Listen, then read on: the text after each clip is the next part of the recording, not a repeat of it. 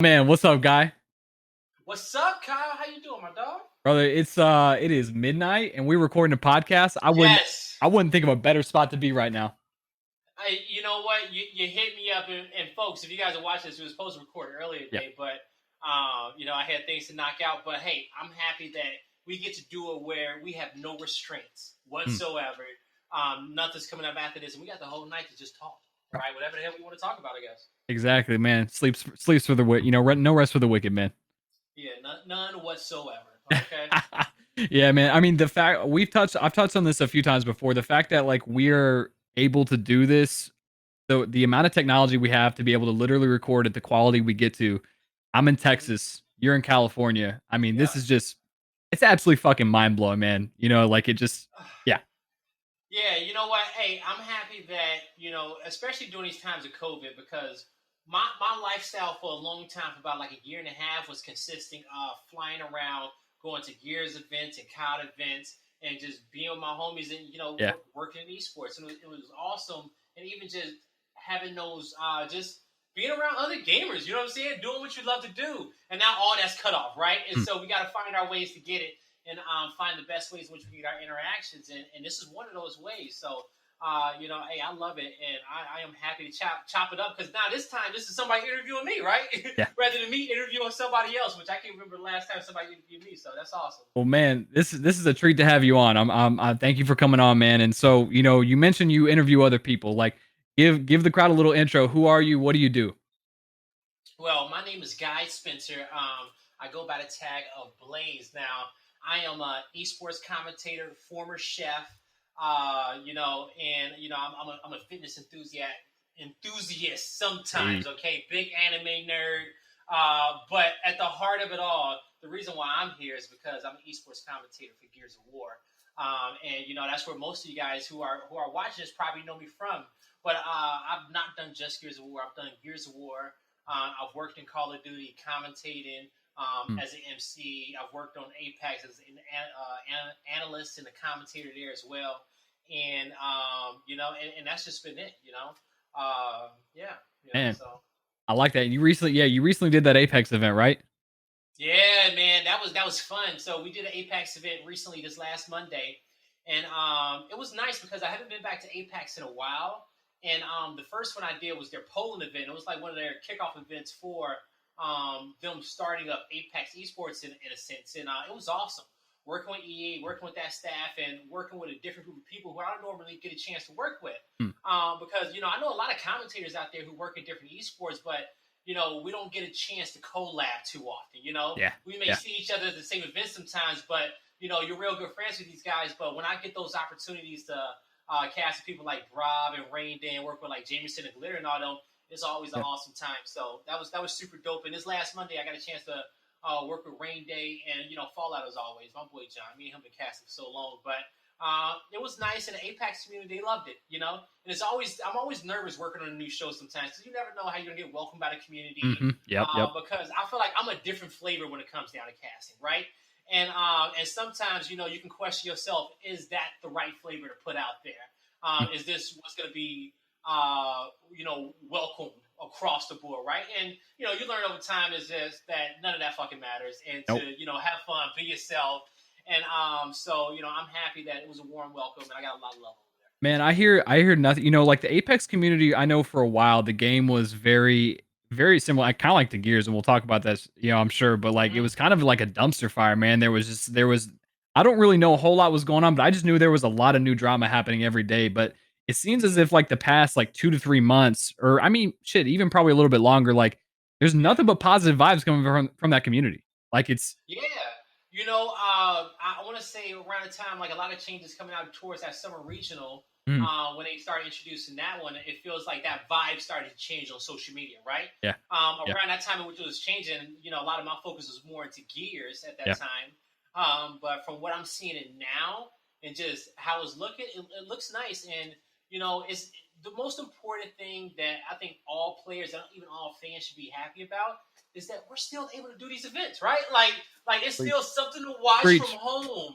And these developers, they're putting up money, and it's a good time to be a gamer and even a content creator in that space. Hell, just even a fan, because these shows are getting put out, and they're not easy to do. I've done a few of them. I've used a lot of different programs. I've changed my audio settings a million times. And, we still find a way how to, come out here and get it done and make it as smooth as we possibly can. So, and that's really the fun part about it. Cause from there, like if I think about like working a live event and, more importantly, even just working with like the whole MLG team, Sure. When they were doing like all the Gears events and the COD events up until like that 2016 to 2019 run, like it was so much camaraderie there, like building this event up from scratch and everybody having this piece of the puzzle to play, Yeah. and you just doing your job the best that you can. And fires fucking happen for broadcast, right? And everybody's gonna be watching it, but it's all about how smooth you can fucking pull it off. How can you make it as if you never notice a single hiccup? And I can tell you, man, I've been a part of some shows where this fire is happening in the background and you never fucking see that shit on screen, right? And it is just such an awesome feeling to put something like that together, and online or land. Yeah, I'm telling you, man. You know what? That's what I love about as much as involved as we are in it. Like it's still, and as much as it consumes us, like it's still so brand new. Even though gaming Yeah. has been around for so long, like you look at countries like China and like you see like the amount of money that's been put into Dota. Like for the past like 10, 20 years, I mean, we're just barely scratching that surface. You know what I mean? Oh, Like barely. we are, and as gamers start, as well, we'll say as broadcasts start evolving and gamers and just esports, I guess, just really grows in the states, right? Yeah.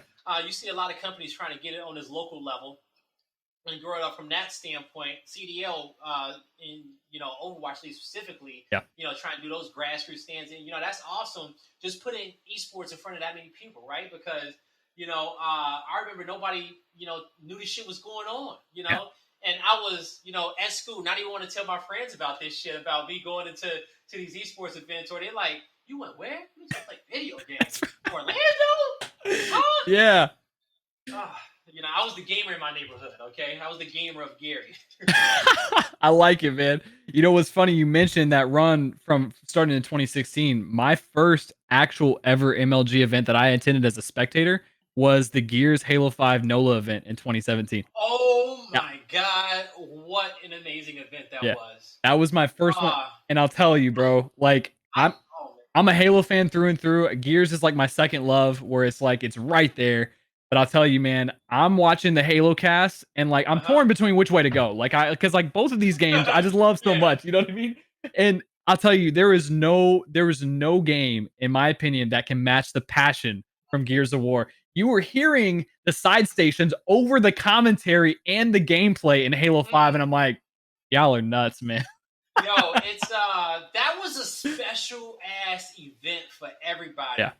Like you said, that was one of the very first times that Halo and Gears was back together, Mm-hmm. and it was the MLG ran event. And it was Yep. like, why is that so special, Blaze? Well, that's how Gears came to be in 2007 Meadowlands. It was Gears and Halo together. So, and to see a lot of those same people at those events together again, and most importantly, being in NOLA. That event was wild. You might even see me on the streets that event, because everybody was walking up and down Burger Street, partying, dancing on rooftops, beads are flying. We had a great time, and it was so many people in esports coming together and sharing those moments. And that's actually why I fell in love with all this in the first place. I liked it. I love, I like going to these events and playing and winning money, but I fell in love with it because of what happened when the event was over.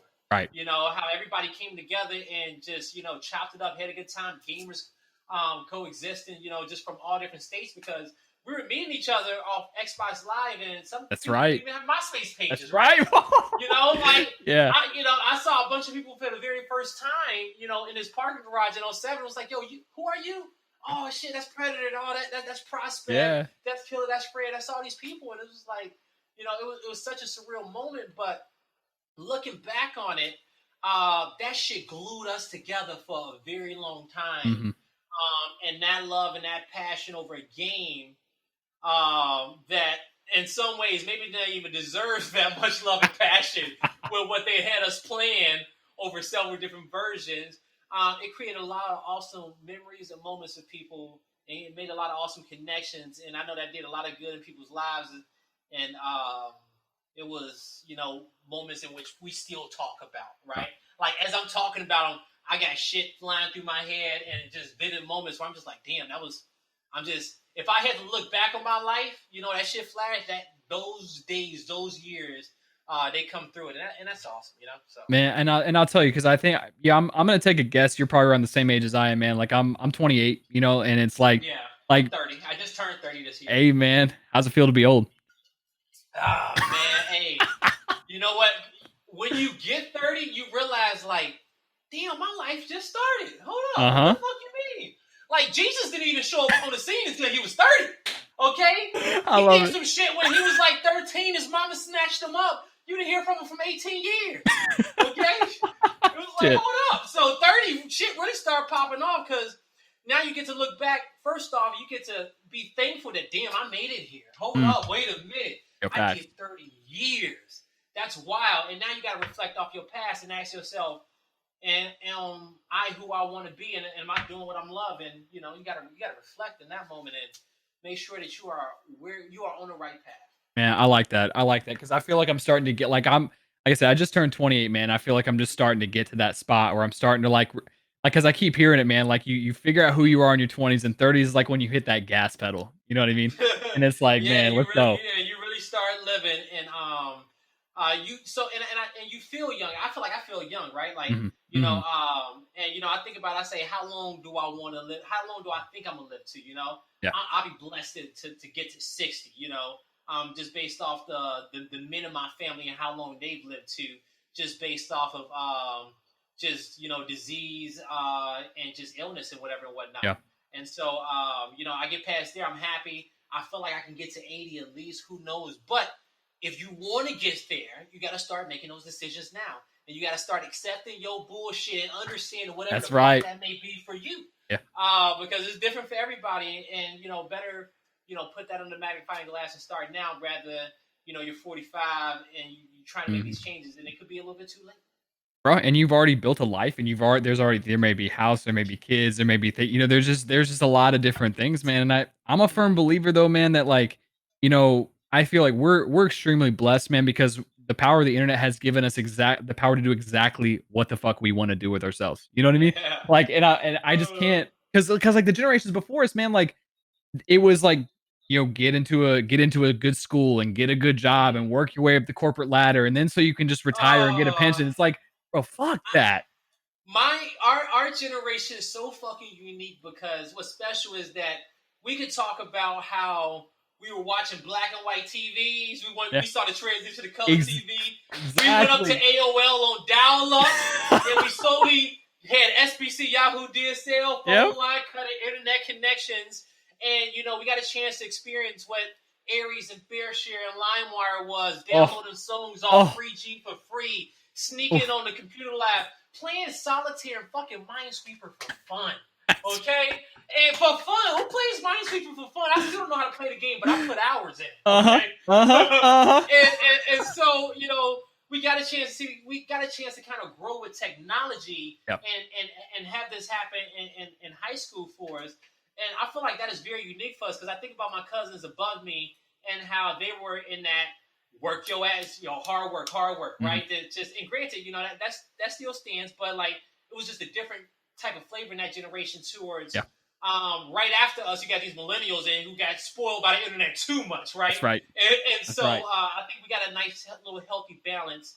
And I was born on 90, so wherever you feel like you're listening to this and where you fall in between that, and yeah, so we've had our share of just having a dope life, just as Yeah, far as like how the shit's evolved, okay? yeah. Because the internet's everywhere, and we know how big that is and how that's created opportunity.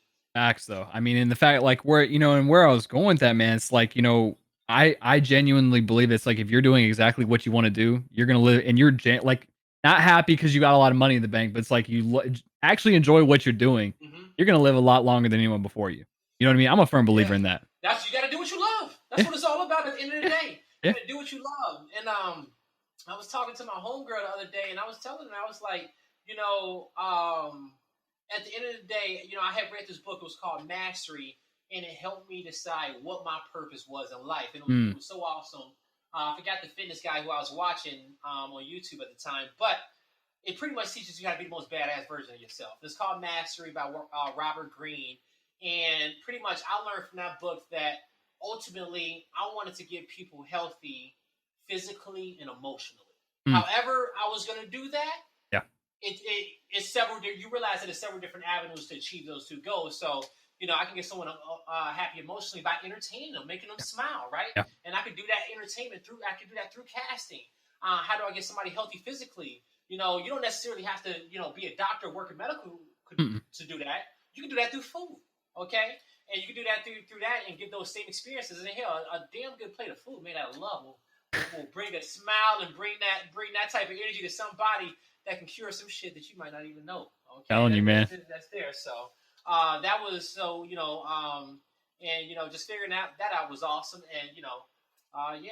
Hell yeah, so man. Carry that into what we need. Yeah, man. So I mean, let's kind of start from the beginning, man. Like what was the? I know you said you put hours into my like in the Minesweeper and in those in solitaire, man. I heard it, man. I heard it. What was the first game that was like it just clicked, man? It was just like, man, like I'm a gamer.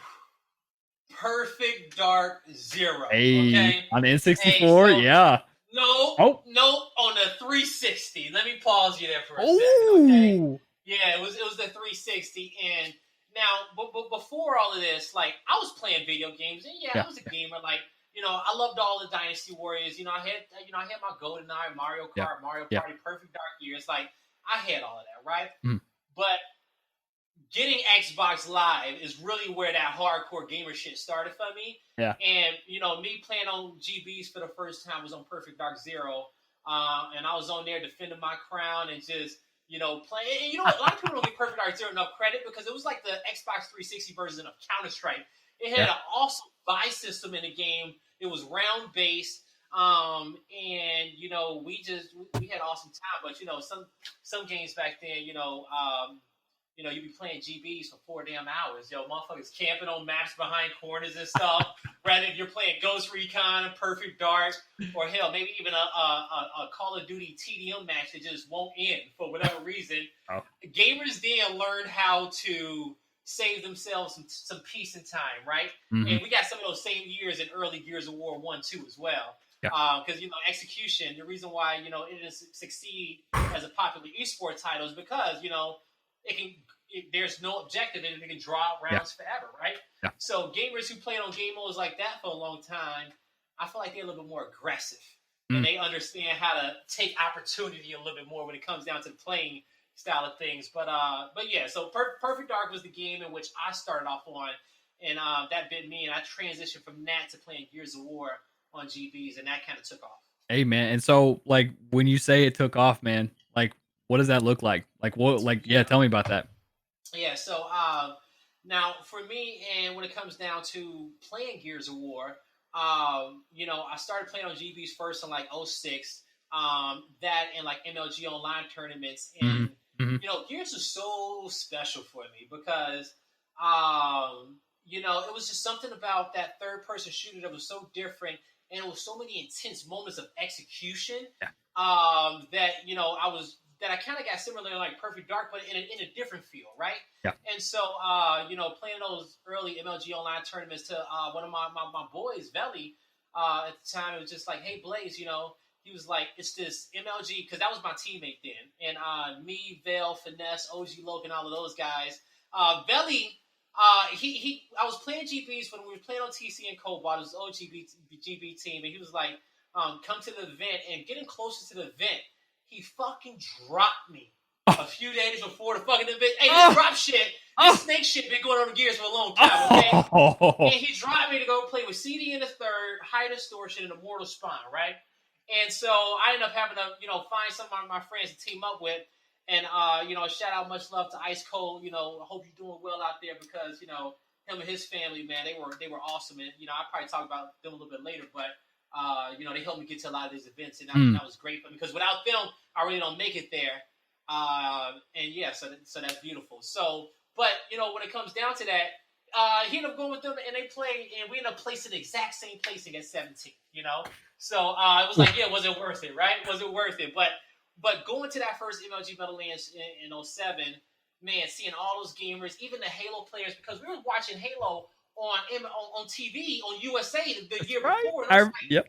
yeah, right. Yep. And we were all watching this at home. And the year prior to that, on G4, they tried to do this little drafting Yeah. CG. I forgot the championship gaming series or something like that. It was on DirecTV, Something like and they that. tried do that whole thing. So this notion of what esports could be was living in our heads. So to Yeah. get that at the time in Gears and to go experience that environment, man, it was like nothing else. And I got pictures of that first event of that crowd being filled and everybody just staring at this main screen of watching Infinity and Vision play. And and VV Vision coming out with that first win, Bawabba, Stones, Puff, and Takedown, So yeah, man, that was a good time. So I played for a few years to kind of shore this one up a little Yeah. bit. Yeah. Yeah.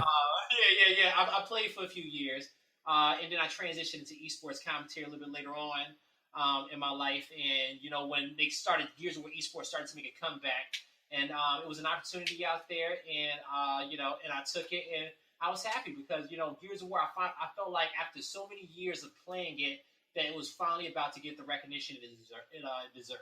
Yeah. And I mean, so yeah, I mean, you mentioned that transition, man. Like what do you enjoy about casting more than you enjoy about playing it? I mean, like competing it. Ooh. I mean,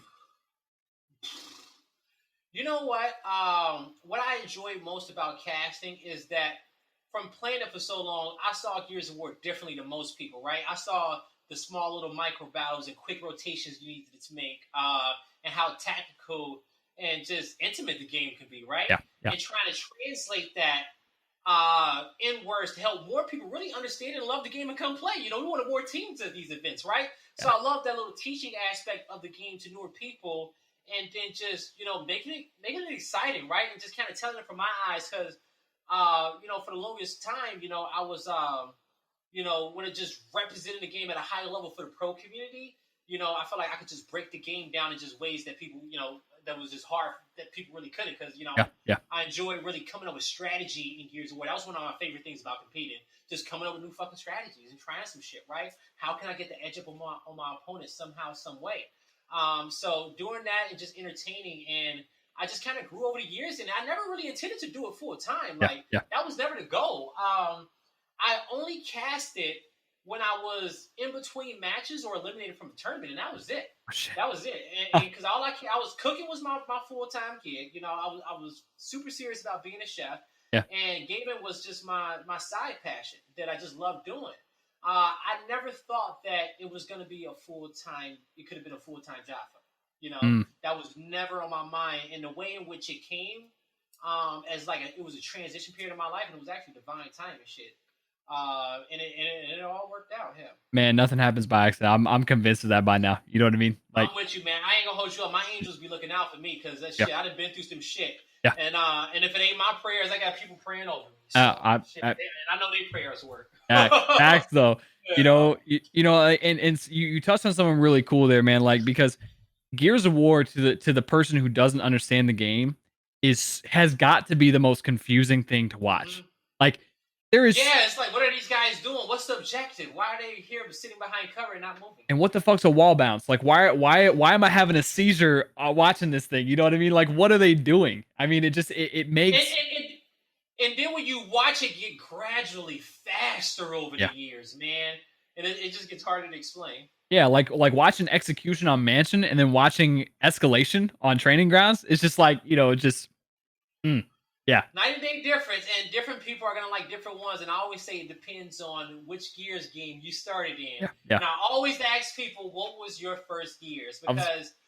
Because people who played Gears 1 and 2 had different ways in which they had to win the game, versus and they move differently. Because this is what it is, guys, and it's as simple as this. Okay, it is one group of people played on a slower game, and they gradually got faster, right? Yeah. Yeah. But because they started slower, they had that tacticalness, right? And they just sped it up a little bit, Yeah. their rotations.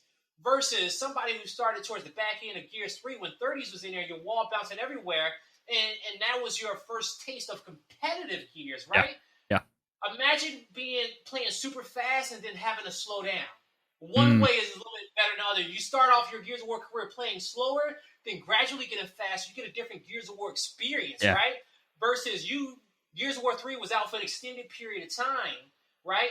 And then you play this game starting there, and you kind of go into Gears of War 4. That is night and day Yeah. difference. Yeah. And Yeah. then now you're in this moment where we're talking about, let's slow this bitch down. Let's slow it down. Come on, guys. We're telling you that there's something better out there, but I know you can't go back and really experience it, but believe us. Yeah. Yeah. No, facts. So, what's crazy though is like, I feel like Halo is in that spot right now. Because if you were a dinosaur and played Halo 1, 2, and 3, that's that classic old school movement. You committed to your shots. It was different. It's It was different. a different experience, yeah. Yeah, yeah. And now you look at the young guns who came in Halo 5. Like Halo 5 is a whole different vibe compared to the originals. And so you get this natural rift in the community of like all the boomers of Halo, like, oh, old school movement, and the newer guys like, no, we want speed. And so I feel like Halo 5 is like that Gears 3. You know what I mean? It's that if depending on where you And, started. and, and Kyle, this is the issue, okay? There is a certain pace in which a game can be played where it is competitive and it has a high level of strategy and it's welcoming to others, right? Hmm. Now, yes, you can make that shit more complicated, Yeah. okay? Yeah. And you can raise the skill ceiling and do some cool shit and be super innovative and push that envelope, Yeah. right? Yeah. But how healthy was it for your community and for the game in the long run in the franchise? Yeah. And I've watched Halo do it, Call of Duty do it, I've watched Gears do it, and now a lot of people, over these last few years, everybody's been like, "Hey, can you finally pull it back a little bit?" Yeah. And so because when you go that far with it, Yeah. it becomes you get these group of players who will terrorize your lobbies and they will give out some bad experiences. Hey, let people know you ain't never got a hope, okay? Granted, you got skill based matchmaking and all that Yeah. can make the difference. But Yeah. even on a core level, you want to ask yourself, do I want my tacticalness to come more mechanical skill or outplaying people? Mm. Psychological warfare more so. It's a balance in there. Yeah, and you know what? Honestly, right now, like I don't envy game publishers and game producers because that is a tough balance. You got to keep the nostalgia boys happy, and you got to still elevate the game and progress the game. And the real ones who are really unlucky are the ones who inherited games from others who made those changes in the franchises. And now you've got these features out where people have just gotten used to them, and it's hard to take them away. Yeah, it is, man. It is. One thing I wasn't expecting when you said a little bit about who you were. I mean, you're a chef. Did you go to school for that? Did you like what? Like, Yeah. I want to know more. But I love food, man. I don't know if anyone doesn't love food. They're a Yo, sociopath. You know what I right? mean? Yo, food is man one of the reasons why I just love living, eating. Hell, my Yeah. fat ass love eating, y'all. Okay, and so because I'm still fat at heart, regardless of whatever outside exterior you guys see, I know what's deep down in the inside. And Yeah. yeah, so food was my first passion, and it was just something about making a great plate of food and seeing somebody's reaction to that, right? Mm. And just seeing them enjoy that plate. And them like, man, this is good. And I'm just like, you lying? It ain't that good. I could do a little bit better. But like, no, it's good. Like, you sure? Like, yeah, I'm like, all right, Yeah. okay, Yeah. okay. But just creating those moments from scratch. And so I did that. I started doing that in high school, like my junior and senior year. Went to culinary school, got a degree in it. Worked in some restaurants. But more importantly, actually, I worked in more healthcare facilities than anything. I worked in hospitals and nursing homes when it came down to culinary. And it was at a time, too, where people hated hospital nursing home food. It had a bad stigma around it. That it was Yeah. trash and it was awful. Yeah. Yeah. Which it was, right? Because, a lot of them, had people that just kind of graduated over in the years, But don't get me wrong. Somebody's auntie was in hospital chefing it up, okay? Shout out to anybody in Methodist Hospital, whoever may hear this one, okay? Whose mama may work there around that time because there was some good food coming out of there. But regardless, they wanted to bring chefs in to kind of upgrade that skill a bit because when you work in healthcare facilities, some people have restricted diets. Okay, Yeah. you're gonna have some Reno diets, mechanical diets, puree diets, and the goal was to take these menus and make it fair where everybody can have something on that menu. You know what I'm saying? Yeah. So yeah, so we did that, and it was a little challenging, but at the same time, I enjoyed it, and it was fun, and it was a different vibe. And to be honest with you guys, one of the bigger reasons why, I wanted to go into it at first, is because when it 7 o'clock come, man, if you're in a hospital nursing home, your ass sleep. Okay, 7, 8 o'clock, you sleep. And I was able to go home and scrim with the boys, okay? So I got to play Gears. I got to work a full-time job, and I got to play Gears full-time, okay? So I was hustling on hustling. And, but, I had to get up and have my early mornings there. So I just did it that way, and I enjoyed that challenge. And rather than making meals to order, I was making several meals in bulk for like lunch, breakfast, lunch, and dinner, cooking for like 700-800 people at a time, massive, like, kind of banquet style. And it's not as easy, it's not as hard as it may seem. It's just, just a little bit extra, a little bigger. Because that shit gives me anxiety. It's all your prep, and yeah, that shit is like war sometimes, okay? Especially in culinary school, depending on the type of chef and what you got there, and those environments, because some chefs, all the best ones, love talking they shit. Mm-hmm. And but I done been in some kitchens where people call off, and people gotta eat. Somebody's mama gotta eat. Somebody's daddy gotta eat. That's right. And you gotta feed them. And you just, you put your chef hat down. You tighten up your coat. You strap your apron on. You get your towel, and you just fucking zone the fuck out. And you go to town. Okay. So and I love that. I love that. And probably why I love screaming at my lungs when my teammates playing Gears of War. Hey. Yo, I got to experience that a little bit when we did those customs the other night. And they were so fun, man. This update that just dropped, man. This shit has been a blast. Just playing with the squad, man. It's been good. Yeah, and so for those of y'all don't know, the first match we played with Blaze on Canals, man, I had the strat to go up to the snipe because that was my thing on Canals, and I just hear his tone change. He said, "Oh no, I know you ain't gonna pick that up." And I was like, "Okay." I'm like, so you were on the team, and the thing is, because everybody on the squad knew damn Blaze on the squad.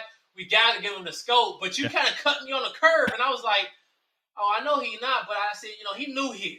I said, let me let him know, hey man, I need that, okay? And then I had to pop Ace's head on the other bridge because he thought he was doing something that match, but he had the flick of the wrist that night. Yeah. He had that, man. Yeah, shout out to the PC players. Yeah, man. Yo, shout out to Ace Dolo and the A1 squad over there. Hey, I got 50 months on that community, man. I love him over there. Hell, good people. Hell yeah. Yeah, no, I mean, that was because I'll tell you the truth, man. I didn't play customs. I don't think I played Gears Custom since Gears 2, bro. Like, that was... It hits differently. It does. Oh, it does. And that's why we want this, like, a competitive rank-based matchmaking system that is fun, that is easy for people to get on, because when the pressure is there, the game slows down. Yeah.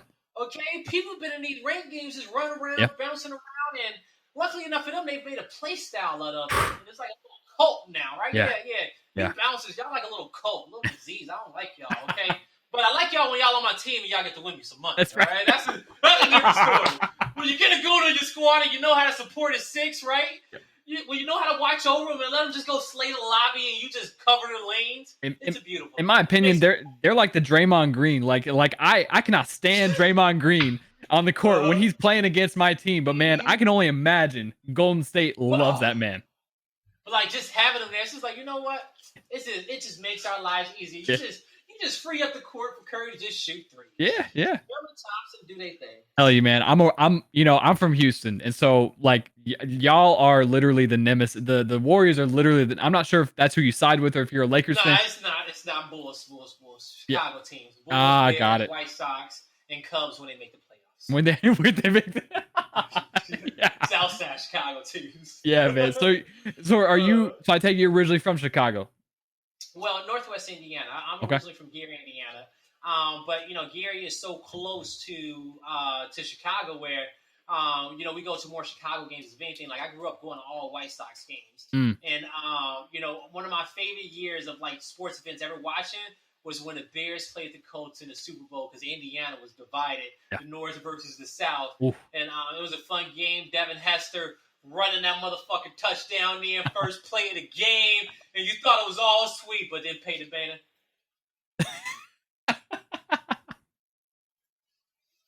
Touchdown. Just lighting the field on fire, man. Yeah. Urlacher couldn't do enough. Man, no, that's facts though. Like you grew up there, man. Chicago's your team. Like, when did you move over to California? Like, what was that? What was that transition like? So I moved over to California more recently than anything. And I moved to California because it was a lot more opportunity over here. Yeah. When it came down to working in esports, casting, just doing more on-camera roles, right? Because doing esports and commentating and casting is fun, and this was my entry into all of this, right? Like, it is an understatement. Well, I can't give enough credit to be able to start on an on-camera position on a video game, talking about something you're comfortable in, and then sharpening your skills on camera. In that environment, you pick up a lot of skills in which you can take on over to do other things. And I think that's awesome to be able to do that on something you're passionate about, rather than having to do it for the first time on a project in which you probably know nothing about. And they're like, hey, we just need somebody to go talk about this, right? Because I was the kid in a science class who went up there to go give his project, and knees just a shaking and shit. You know what I'm saying? They didn't want to talk. I didn't like the public speaking. Huh. So, but granted, when it wasn't about gears. It wasn't about gears. Right? Yeah, it wasn't about gears, right? And that was the big difference. And I forgot when I had something in life I learned that on. And actually, I forgot what it was, but it may have been like a speaking class in college. I was like, I do some casting here and there. That shit's easy. This should be nothing. But I was like, I ain't talking about gears. But then I started talking about gears in the speaking class, and I just kind of, I made it happen. But I said that to say that, it'd be nice to do something, maybe like host a cooking show, or do some other shows, or even MC an event outside of gaming. Because, when my greatest accomplishment and achievement of a season has to be 2019, when I got to MC the CDL League. That shit was fun. That shit, Kyle, when I tell you, it was super fun and challenging, but I was not expecting how the season was going to progress, right? Yeah. I always say, and I think it might even be my pinned tweet, but real growth comes from being fucking uncomfortable. Yeah. At the end of the day, you got to challenge yourself some way, somehow. You keep doing the same shit over and over, you become numb to it. Your body becomes numb to it, and you got to be able to flip it up just to be able to just evolve more and live life, right? Well, yeah. And so, yeah, and I mean, it gives you like being. I'm sure being able to to cast like these, it's still casting at the end of the day, but it's a different pace, it's a different community, it's a different crowd, and there's things that you can pick up from each of these to like. I'm telling you, a shooter's a shooter's a shooter. You know what I mean? Yeah. That's so true, right? Yeah. But man, the COD community, they tore my ass a new one at first, and rightfully so. Yeah. Rightfully so. I remember like the very first. So like my transition there was the first year I observed, right? I did nothing but observing. And I observed the Bravo stream. I remember it was me and Saints in the back of the truck, and that was super fun. And I got the chance to learn the community and watch it, right? And that was great because I was following a little bit here and there, but I was more of a Gears player, right? I was competing. Hell, that was my thing. And then so the next year, I ended up being able to cast, because I was already casting there doing Gears. So it kind of, made sense for everybody to just let me cast in COD there too and be able to go to these events. So I ended up doing World War II that year, and my very first event was good. I wasn't even supposed to go to main stage because side stage and main stage, they're two different levels, okay? Yeah. Oh, yeah. And especially Call of Duty crowd and Gears of War crowd was still night and day at the time. And so I did not expect to go up there and do main stage, but my boy Bid hit me up like the night before and was like, hey, I got you a spot on main stage tomorrow morning. You're the first one. And it was like, bro, that was like 7 hours of showtime. I'm like, you motherfucker. Who's this? I was like, you know what? It's all good. I said, it's great because, I'm that type of team player. It was like, I got you. I'm up there. But, the nerds got to me a little bit. And when the nerds get to me, I repeat words, whether right here, right now, whatever it may be. I find a crutch word, and that's motherfucking crutch. I'm leaning on that sucker through the series. I lean on it so hard, I don't even hear it. And my first cast is on YouTube, and you guys can go look for it. It's called Mob 180 versus Infinity WCG. It's like map 1 and 2. It's like a canals match. This is my very first game ever. And all I did this cast, right? And this was the very first time I casted ever. And I know you're probably like, yo, you should have led with this right here. I got the good stuff. I was with a team called Team Texas, right? And you should have started with that. Yeah, right. It was right. You here from Texas, and I wasn't even from Texas. I was from Indiana. But they qualified because WCG was trying to do something at that time that was just way too, I don't know, I think overzealous or just overambitious was the word on a global scale. And all these teams was qualifying from these different states to play gears, and they was playing these little online tournaments. Well, they needed a guy, so I came through, and this was the coolest week of my life, and this is probably where I fell in love with gaming. It was back-to-back doubleheader weekend, folks. MLG Orlando, WCG U.S. National Championships. Oof. And I've never went to 2 gaming events back-to-back weeks ever in my life. And I was about 16, 17 at the time. And the first week was the WCG, and we went in, and the event was so weird. Like, we had to, when we died, we had to put our controllers down on the table and not flip through the ghost cams or through the overhead cams. Oh, wow. We just, we couldn't even say nothing. They were trying to emulate what it was like to play online. That's how different the rules were. And then, so my boy got on, they were, had these guys cast on stage. They didn't know too much about it. My boy was like, Blaze, you get up there. I got up there. And then I did my first match. The director came up to me. He was like, man, that was great, but can you just stop saying yo so much? And I was like, all right, Joe, I got you. And the whole experience is on YouTube. I went from yo to like right now the second video. But that was my crutch word. And it's been like that ever since I was casting, but I've gotten so much better with it now. But those nerves, right? Sometimes they come to you in those new experiences like that. But that's what life is all about, challenging us and getting into those new environments. And Kai community let me have it early on, but I like to say that, over the years, I kind of won a few of their hearts, and I got better casting over the season. They showed me a bunch of love. And then going into that next year after that, it was 2019, I ended up becoming an MC for them. And when I did the MC role, it was totally different before. Hell, I was telling you, I was doing a science fair projects and shit, and I was just like knees are shaking as any, a lot of people, probably some kids were at the time. But regardless of, is that I took it head on, right? Yeah. And, I remember from doing my first grand finals intro and doing the mic, and just at first I was talking to the crowd off stream, right? Because you know how you internet trolls can get, you know who the fuck I'm talking to. I'm talking to you motherfuckers out there. And so I just didn't want to deal with the shit. But, even so, I got to a space where I learned a few things. I learned, one, to just enjoy the people in the venue. And it's about us. It's about the experience for the people who showed up to have a good time. And you go out there and you create moments with them and you bond with them. And you make sure that they are loud and showing the players nothing but love. And you guys, it's an experience. And it's a bunch of gamers having a good time watching some fucking COD, right? Yeah. And then, when I had to do my first grand finals intro in Dallas, I kind of got finessed a little bit, but I knew it was coming. Yeah. I get up there for the first time on the stage, and man, I just see all these people with their signs and their lights out there and shit, and I got the fucking mic in my hand, and I'm like, oh shit, what the fuck? I said, all right, I'm here, waiting for the director to kind of come in my ear and let me go, let me know what's up. And man, I don't know if it was this show, but I remember one show, I'm out here looking at the crowd, and my director's like, yo, on you in 60. And I was like, all right, bet. I'm here, I'm waiting. I feel like 60 seconds go by, but I don't hear no more. My battery died. I'm up here. All the cameras about to go. All of a sudden, I catch a glance out the corner of my eye. The cameraman's like, and I was like, ladies, and I just go off, right? And it was the perfect timing. And you come off some shit like that after, like, creating like experiences like that, because the venue blew up. It was awesome. It was a great intro.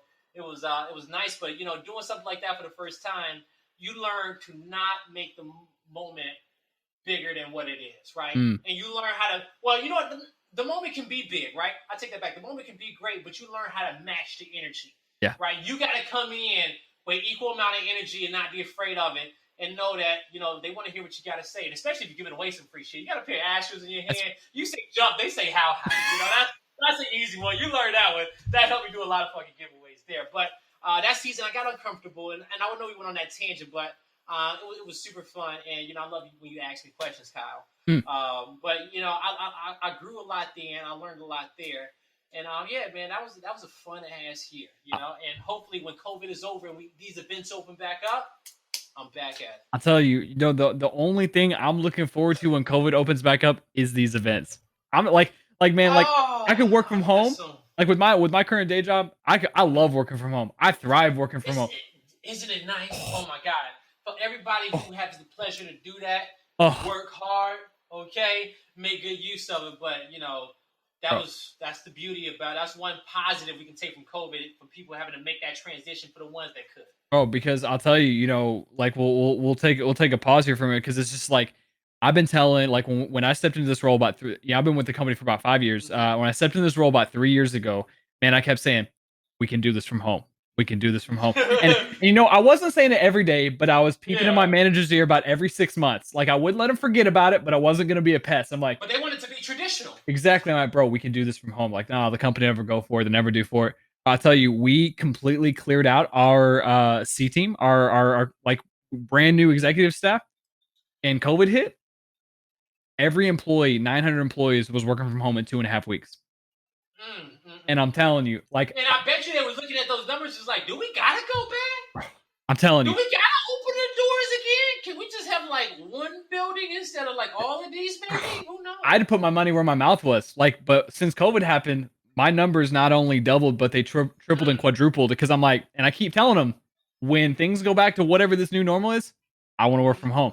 I want to work from Ooh. like, Yo, man, I got a bunch of friends telling me how their business just kind of doubled yeah, and tripled and in certain aspects. And let's not get it wrong. Some yeah, people, yeah, yeah. they took a hit, and God bless them, and hopefully they can make the recovery and get bounced back with it, right? Also, some other beauty that came out of it is that a lot of people got to spend some time with themselves, spend some time with their families. Facts though. Some people got to really get some silence, change up their pace, because when you get a pacing change in your lifestyle, that can be positive. Sometimes it could be traumatic, but a change of pace can be good. And so just to kind of slow down, because we often move too fast. Hell, I went from an Indiana lifestyle to a New York lifestyle. When I tell you differences in pace, okay, Yeah. from leaving your car at home to getting on foot, man, New York is really that go getter type of city, and it's another big reason why that energy is tried and true when it comes down to Gears of War. Man, That's a big part of the culture. and you hit on a good point, and like I kind of love where this is going, man, because like I'll tell you, I've gotten a huge opportunity to sit with ourselves, and that's why we're seeing a lot of reactions. We're seeing a lot of negativity. We're seeing because like this is where people are actually at. Like this is where we're at when we don't have the distractions of life, when we don't have all these things to help numb the pain, when we don't have all these like things to go do. What happens when we sit with ourselves? And We stop working for stop working for rather when you hit the point on the head to a good point of hell, I'm about to do my Trump shit when I just ramble on. You just try to pick up and shit. You cannot pick up a skill like that when you cast sometimes. You kind of have to finesse the situation because I forgot it in the moment of which I was saying it, but yeah, you kind of carry on. But as you were saying, is that people get to kind of spend some more time by themselves, right? yeah, And you learn a lot about that, and especially when because you think about your pace and who the people you're around from when you're growing up from your childhood, transition to adulthood. How much time have you spent alone? And just a little bit of time in solitude because you learn a lot about yourself when it's just you. mm, Okay, when it's just you by yourself, you go through that, but and it's strength that can. It's strength. It's not all bad. It's definitely some strength that can come from that. oh, 100%. Yeah. I'm telling you, man, I've grown more in the past 4 months than I have the entire bit of last year. Like I'm telling you, You just gotta accept your bullshit, okay? yeah, When you see your bullshit, you just gotta accept it. Hell, bro. it's like when you go from living with somebody to living by yourself, and then you will see if you look around your place and it's a mess, you can't blame nobody but you. Okay, before you just blame the dishes and everything on Yep, them, but now yep. you're looking around, it's just like, hold up, I got my own shit I need to take care of, probably, So, and yeah, 100%, man. And it's like there's a huge mental health component. I think that we have a great responsibility, like as content creators, to help provide some value to people who are going through it. Whether it's their yep, job, whether it's their whether it's their family shit, whether it's their, because a lot of people taking a look at themselves and a lot of people not liking what they're seeing, and that's completely okay. We all go through it. You know what I mean? Yeah, we do. Yeah, Hmm. and I think it's a vital thing for like it's a cool thing for us because like we get to do what we want to do and not feel judged for it because not everyone else is inside too. Well, hey, yeah, they are. They You they know? definitely are. But don't forget, it wasn't always like that. No. Okay, when it came down to us wanting to play video games, even if it was just for fun, Yeah. people always had some shit to say Yeah. about why you're playing too many video games. Mm. Why you doing that? Man, I ain't gonna lie. I ain't gonna hold you up. I love to flex. I used to love to flex on motherfuckers who had anything negative to say about why I was playing video games or here and there. Flex on them. I can show up. I can show up in the club, brother, talk about his hustle, whatever he got, this and that. Want to play Big Bang, Little Bang, whatever it may be. And it's just like, yeah, that's nice and all, but then they're like, oh man, what you do? Oh, I play video games. You know what I'm saying? I do a little casting here and there, and then it's just like, oh, that's it. And then they give you some shade, right? Yeah. They're like, oh, okay, yada yada. But little do they know, we live in a motherfucking dream. And you know what? You learn that who gives a fuck what they think, Right. right? Like, because you're going to have people who so high strung up on their ego and they need to validate their life up until this point and the shit that they do. Where it's not even worth your time and the stress in those situations whatsoever. Do what you love and do it with your chest out. Be happy about it. Because, folks, I'm going to tell it to you like this, okay? Y'all ready for it? Hey, this is it. Yeah. You only got one life now. Hey, Kobe died this year. Okay, let's not forget. I'm not trying to bring y'all back to that point, but I'm going to say it like this, is that shit can change tomorrow super quickly. And you got to ask yourself at this point, hey, am I doing what I love? Am I doing what I want to do? Where am I currently at my point in my life? All right? And if you're not happy, you got to get happy, okay? And it ain't going to be overnight, and it takes time. One of the biggest things that helped me in my fitness journey, because if you've seen me, I dropped a lot of weight, was that I had to change my purpose on a few things. And two things. One, I said, I'm done lifting to look good for my shitty short-term goals. I'm done lifting for the summer. I'm done lifting for next month or this week, right? Because I was telling myself, I was like, you know what?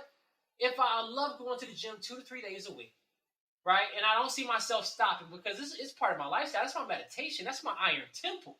You get a nice little gym routine. Your life should start changing. Your body start going through some shit and you just start recognizing.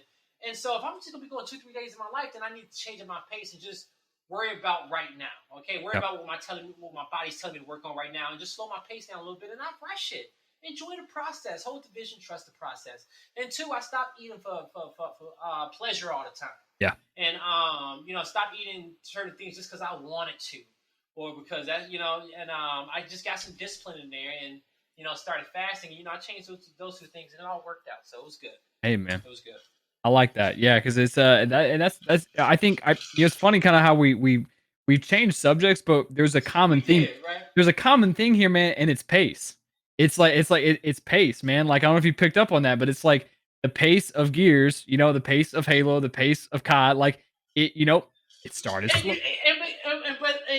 you, man, you are so right, Kyle, because you look at just life in general, even technology, it's about getting faster. 3G, 4G, 5G, Bro, I'm faster ready for TV, 5G, faster man. internet. Everybody's just trying to do things quicker. And I'm gonna let y'all know this. And the best example is I can give is through my fitness experience and my fitness journey in life, is that I was lifting weights and I was getting stronger and I was putting up those motherfucking numbers, right? And I was gradually moving, but the pace was too quick.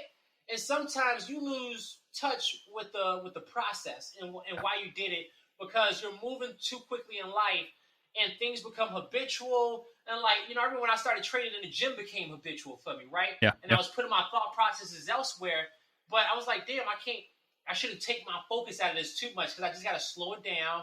And just when it's gym time, it's gym time. When it's gaming time, it's gaming time. When it's work time, it's work time. When it's sleep time, it's sleep time. Yeah. Okay?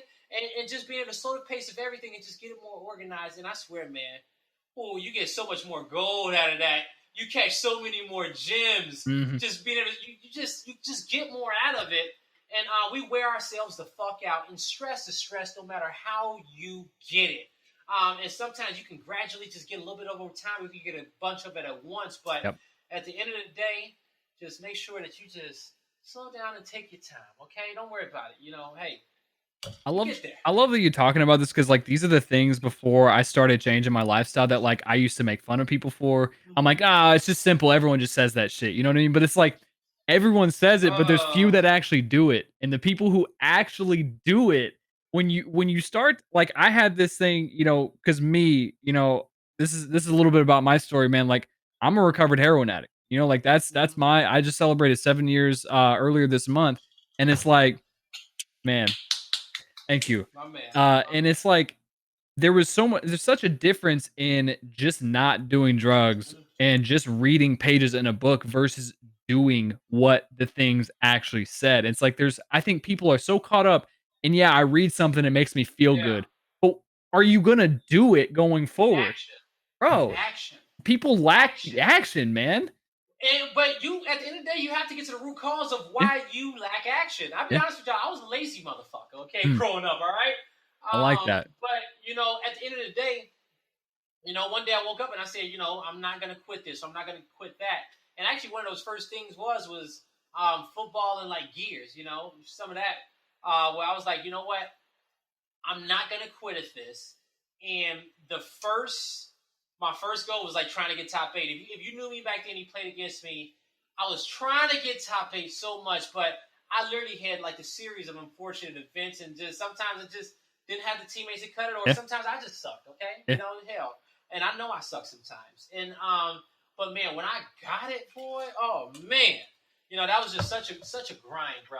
Yeah. Such a grind. It was fun, and just putting that in action. Yeah.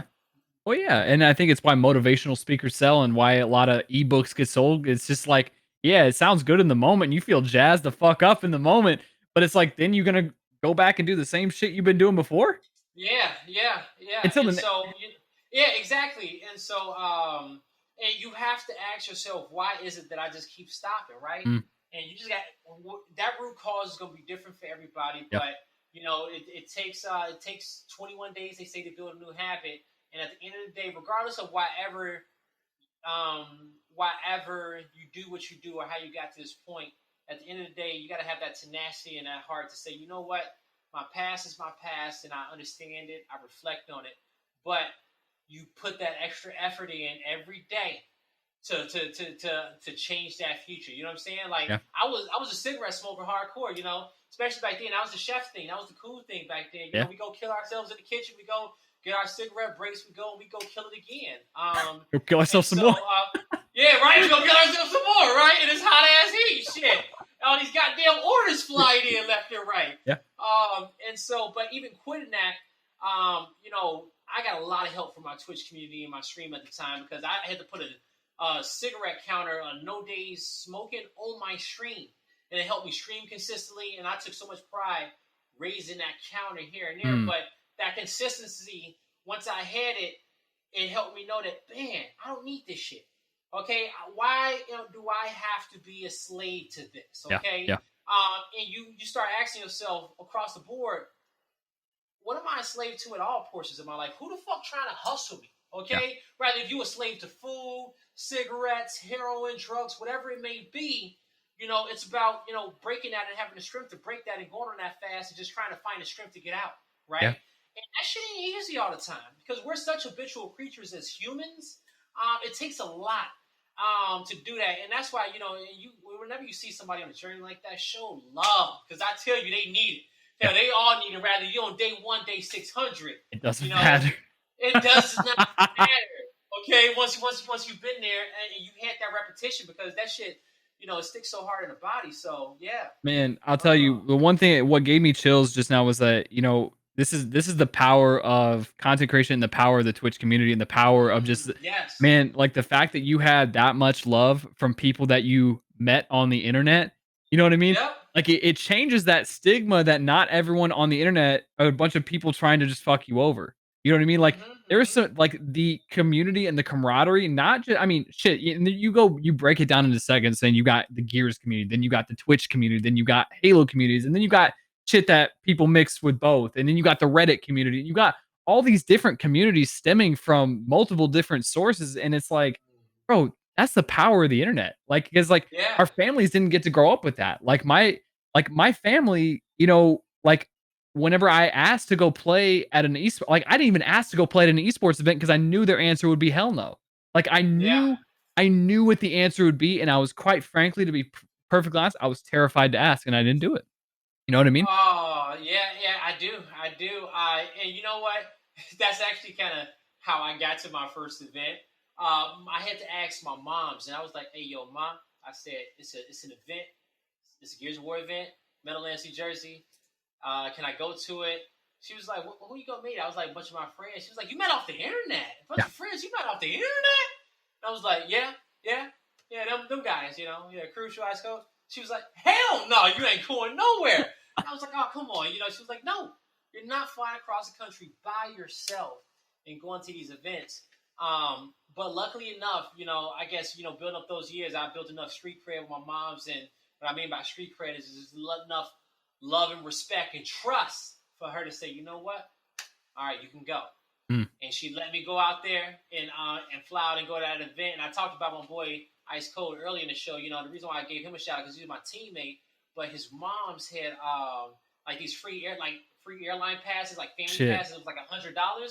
So I got to go to all these events and only pay like $100 per plane ticket, but I was on standby. So some events was probably better than other, but when I was so passionate and so loved about competing, and it was so new, and I had never been passionate about anything like this up until this point in my life, Mm. where that I was gonna find a way to get there, and I was gonna do whatever it took to win, no matter what it was. Those are two things that I was sure about, and I created this like little $500 budget. I was like, all right, said I got the plane tickets for like 120 right there. Bet, bus ticket it's gonna be $50 round trip. Cool, factor that in. I'm gonna have to cop somebody $100 to stay on their hotel floor for the weekend. Boom, that's in there. $40 to eat, extra 40 for the taxi round trip from the airport back. Done. That's it. That's my budget for Yeah. the weekend. And we went out there and we just had a good ass time. And throughout those years, there was a lot of people that showed me love, had my back, and just held that shit the fuck down, bro. And I got nothing but love for them. I'm just happy to say that if I ever ran across some people today, it's gonna be like we never fucking separated.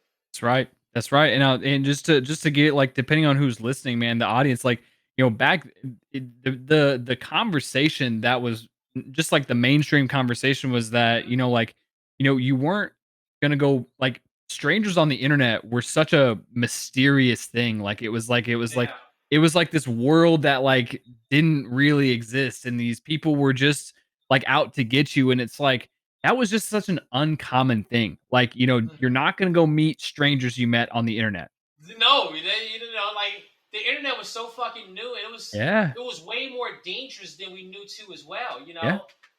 And granted, my mother, her and just my people, they had their hindsight was like that internet shit. You know what? Be careful what you're doing on there. Yeah. And just that just type of restriction. But at the same time, you had to, we didn't know what it was. You had to be careful, and just meeting people off the internet was just like it was wild. Yeah. It's wild. Nowadays, you at least get to see what they look like. You can, Yeah. stalk them a little bit, Google their name, get some intel, That's scroll the right. TL, at least get a little bit of an idea what type of person they are, That's right? right. Back then, you really just didn't know. It's like, hey, yo, you like video games? I like video games. We got something in common. Let's go win a tournament. That's right. So. Exactly. You just got to go with that blind trust. Let's go play. He's straight. That's all I need to know. That's right. Does he listen? And how's his aim? Like, hey, the listen part wasn't even there. It was just, can he shoot straight? That was just numero uno. that's right. All right. That's what I'm talking But about. yeah. We learned the listening over time, and that's the beauty about esports. And even just for young men, to be able to build friendships, brotherhood, build that teamwork, being able to just communicate. Hell, even for some of the ones who learn how to lead Mm. in a gaming environment, you still take those same characteristics that you bring in that, you take that to some of your real life. Hell, my leadership in a culinary world, I was able to bring to some of my leadership in an esports world, talking Yep. to my teams and putting out comms there, right? Yeah. That same passion in the kitchen, that same passion that you bring on the mic talking, you can bring Mhm. that same energy to your day job as long as you go in it with the right perception. Because as we know, at the end of the day, your perception is your ultimate reality, even if it's not the ultimate truth. And how Yeah. you perceive things, and how you perceive the moment, and the value in which you get out of right now is only you. Yeah. And some of y'all miss what's in front of y'all because we spend too much time just really thinking about the past, reflecting too much in the past, or worrying about some shit in the future that might not even happen. We it Yeah. what's fucked up about the mind is that like we use the past to literally dictate what's gonna happen in the future. And it's like Yeah. that's not how this works. Yeah. You know what? Shout out to all my spiritual homegirls who put me on game, man. Yeah. Because got me into Ram Dass and all of that. Hell, because Mm. all of that, all of those teachings, right? They the common denominator in all that spirituality is to be present and enjoy the moment here, and to just be good people. You Yeah. know, Ex that's the common denominator. That's what everybody try to say in several different words. That's right. Yeah, yeah. I mean, it's what way works. It's what way or what teaching or what book or what person resonates with you the most. It's all the same Yeah, shit. exactly. Yeah. It just depends on, for you, how can you get the message? And then this is where we need to realize as people is Mm. that if somebody is getting some joy, some good out of some text, it ain't your motherfucking job to judge them and where the hell they get it from. You just stay in your lane and you worry about you and you show love, okay? And if you something that you don't understand, well, guess what? You got two options. You can try to put yourself in that person's shoes and perceive them and perceive it in the eyes and the Mm. ears in which they are, or you can just shut the fuck up and keep on rocking.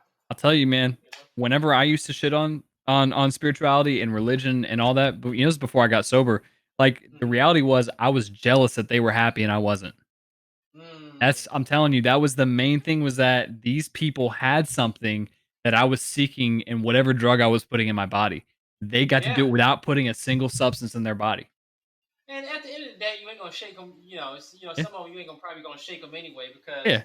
No. shit, we just said you could be going tomorrow, bro. Yeah. Okay, Yeah. and people are just trying to be happy with what they got, Yeah. and that's what because we can only. It's only one thing that we can really control, and it's just that's how we feel on any given situation. And I'm Facts. gonna be honest with you, Kyle. I feel like getting another drink. Hey man, Okay, go for it, bro. hey, yo, right? I don't know how the editing process goes, but I just got to go dark right this direction, Hey, man. and we good. I'll have to text Vince tomorrow. Let's go write him up a little something for his Hey. website because he did so much good. But Benson is just awesome. I've learned a lot from him when it comes down to casting and Mm. just being better on camera and everything like that.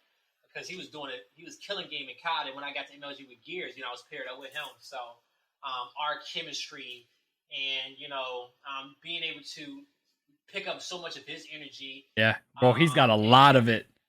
he does, right? And that was the thing is that that was the one thing is that when our casting period, we had I had all this energy and excitement in me, and at the time I don't know if I understood how much he had in him truly until I really started casting with him because I didn't know too much of his work before that. But that together, like my hood and his uppity Englishness and that flavor, right? Yeah. We're both fire. Yeah. We Yeah. both got spice. That ginger and this fire over here, okay? And my hood and that English accent together, bro. Like talk about bringing coaches together, man. Like oh man, that was just awesome. I don't talk about that with nobody. Mm. Only other person who I would talk about that with is probably Fallout, right? Mm. And Fallout, me and Fallout we just understand each other, finish each other's sentences, and when it comes down to just comp gears, we understand it at that high level, and we've been doing it together for so long. But even Yeah. just friendship out of the game, we know how to support each other, and we bring the best out of each other. Because Fallout he can keep it clean and buttoned up at the top and the back, which people love, and I just bring that fucking flavor. Yeah. Okay. Yeah.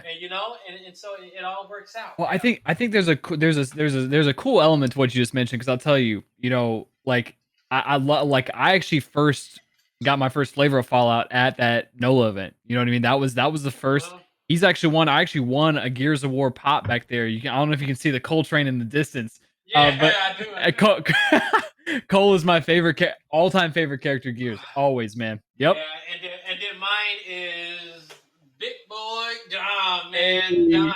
Yo, real talk while we on here, guess what? Honestly, you gonna love this, Kyle. You ready for it? Hey, yo, fans, y'all may love this as well. I've met both of these guys in real life. Oh shit.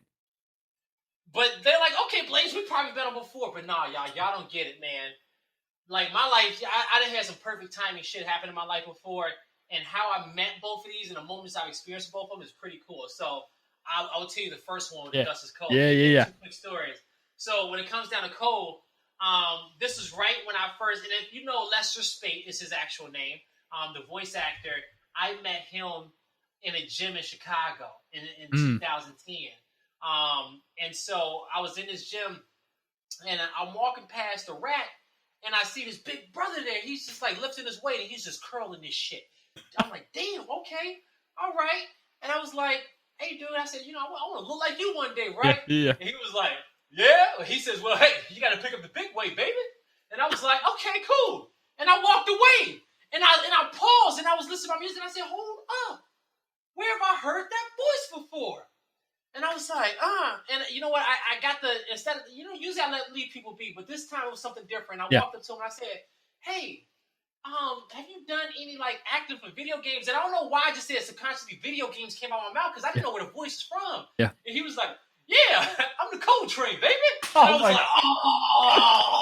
was like, no way. And so, and I shit you not, I talked to him for a second. I got a picture with him, and I posted this picture before the interview. Y'all probably saw it. And my arms now were so much tinier back then compared to his. I'm waiting for the day in which I could take this picture again next to him. But I shit you not, he was in there killing the gym. I was picking up off his energy. I think I even set a few new PRs that day. And the funniest part about that meeting was that we played a game of 21 on the basketball court out there in LA Fitness in Chicago.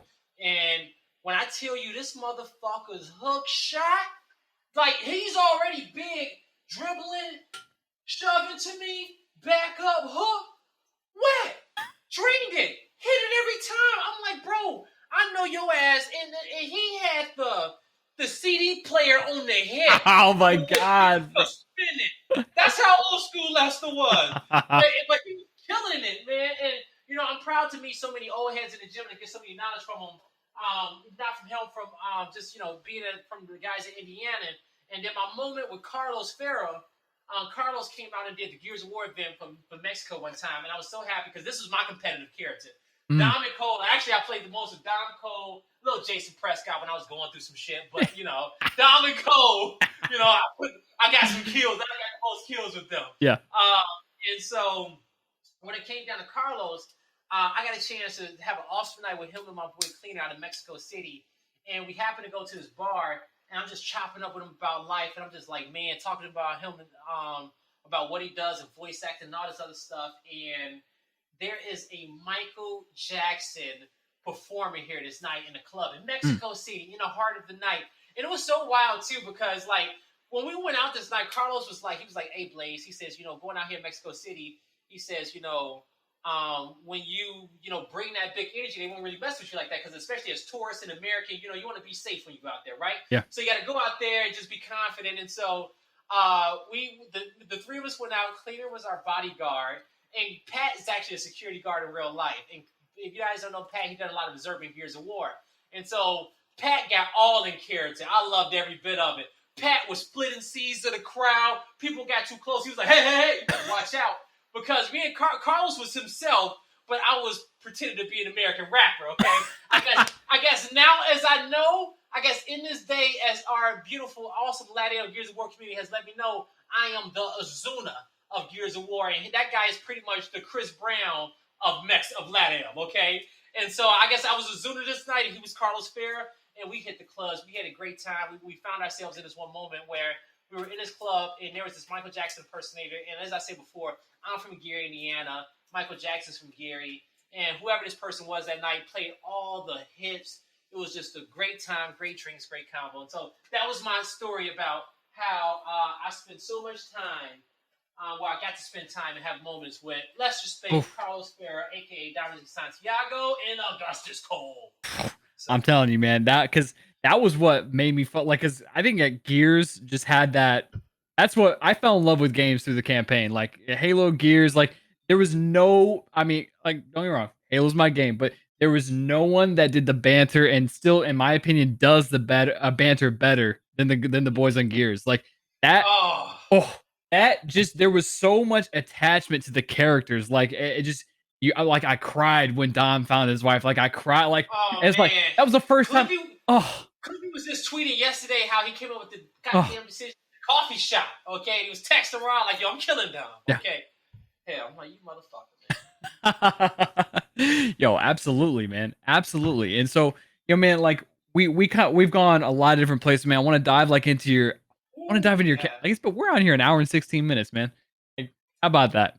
How about That's it? what it is, man. Hey, when the conversation is flowing, it's going good, Yeah. it's going great. Hey, if you guys are even listening at this point and you're like, oh my God, yo, this is just like, it's kind of good or it's very good, show the man Kyle some love. Like, share, retweet, send it out there, do Mm, whatever you got to do.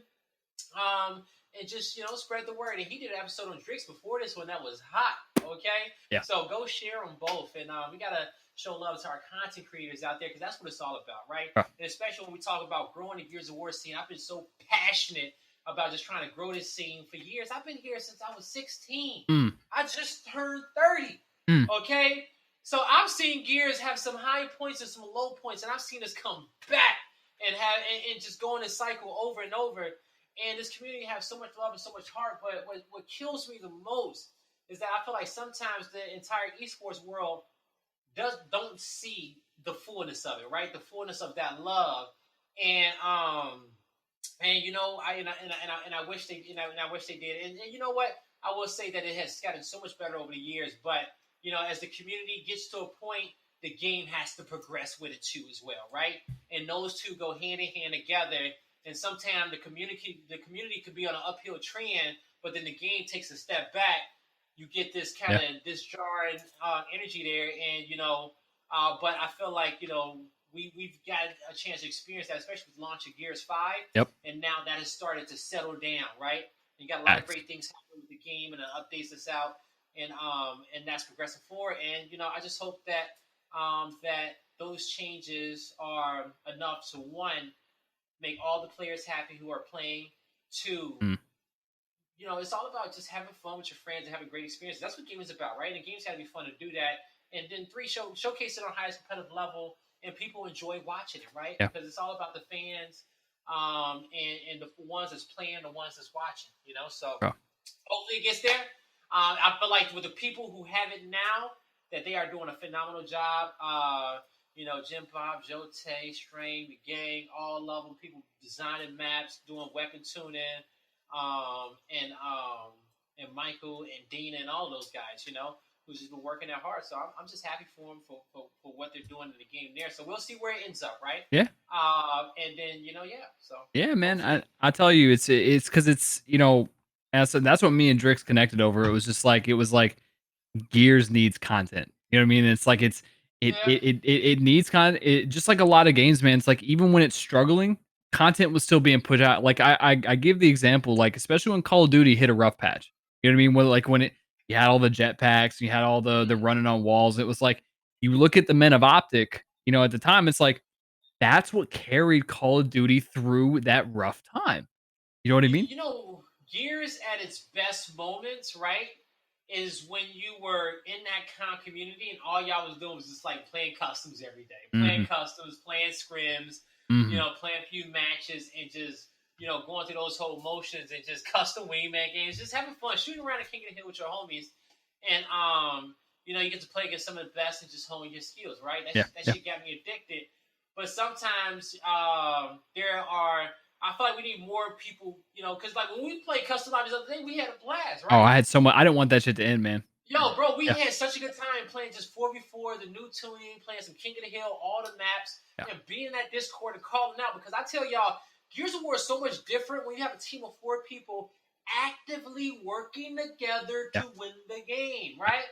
Now, granted, as time goes on, you get some people who think that they out there, actively working to win a game, but you gotta, you rather the shitty call outs or just playing for yourself, granted, I don't know why that just came out of me. I just started thinking about shitty teammates and, over the years, and something just triggered in me, but granted, it's always fun when you just have 8 people in customers working together for the win and just laughing and we're just going back and forth and talking to each other. Yeah. One of the best videos I ever did was being praised playing 1v1.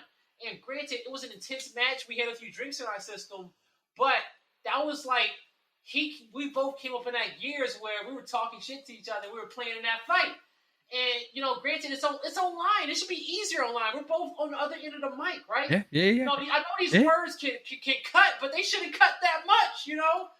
Let the fans hear. Go back and forth. Give a little bit of banter. Be showman. It's even a strong WWE presence in the Gears community, a bunch of wrestling fans, right?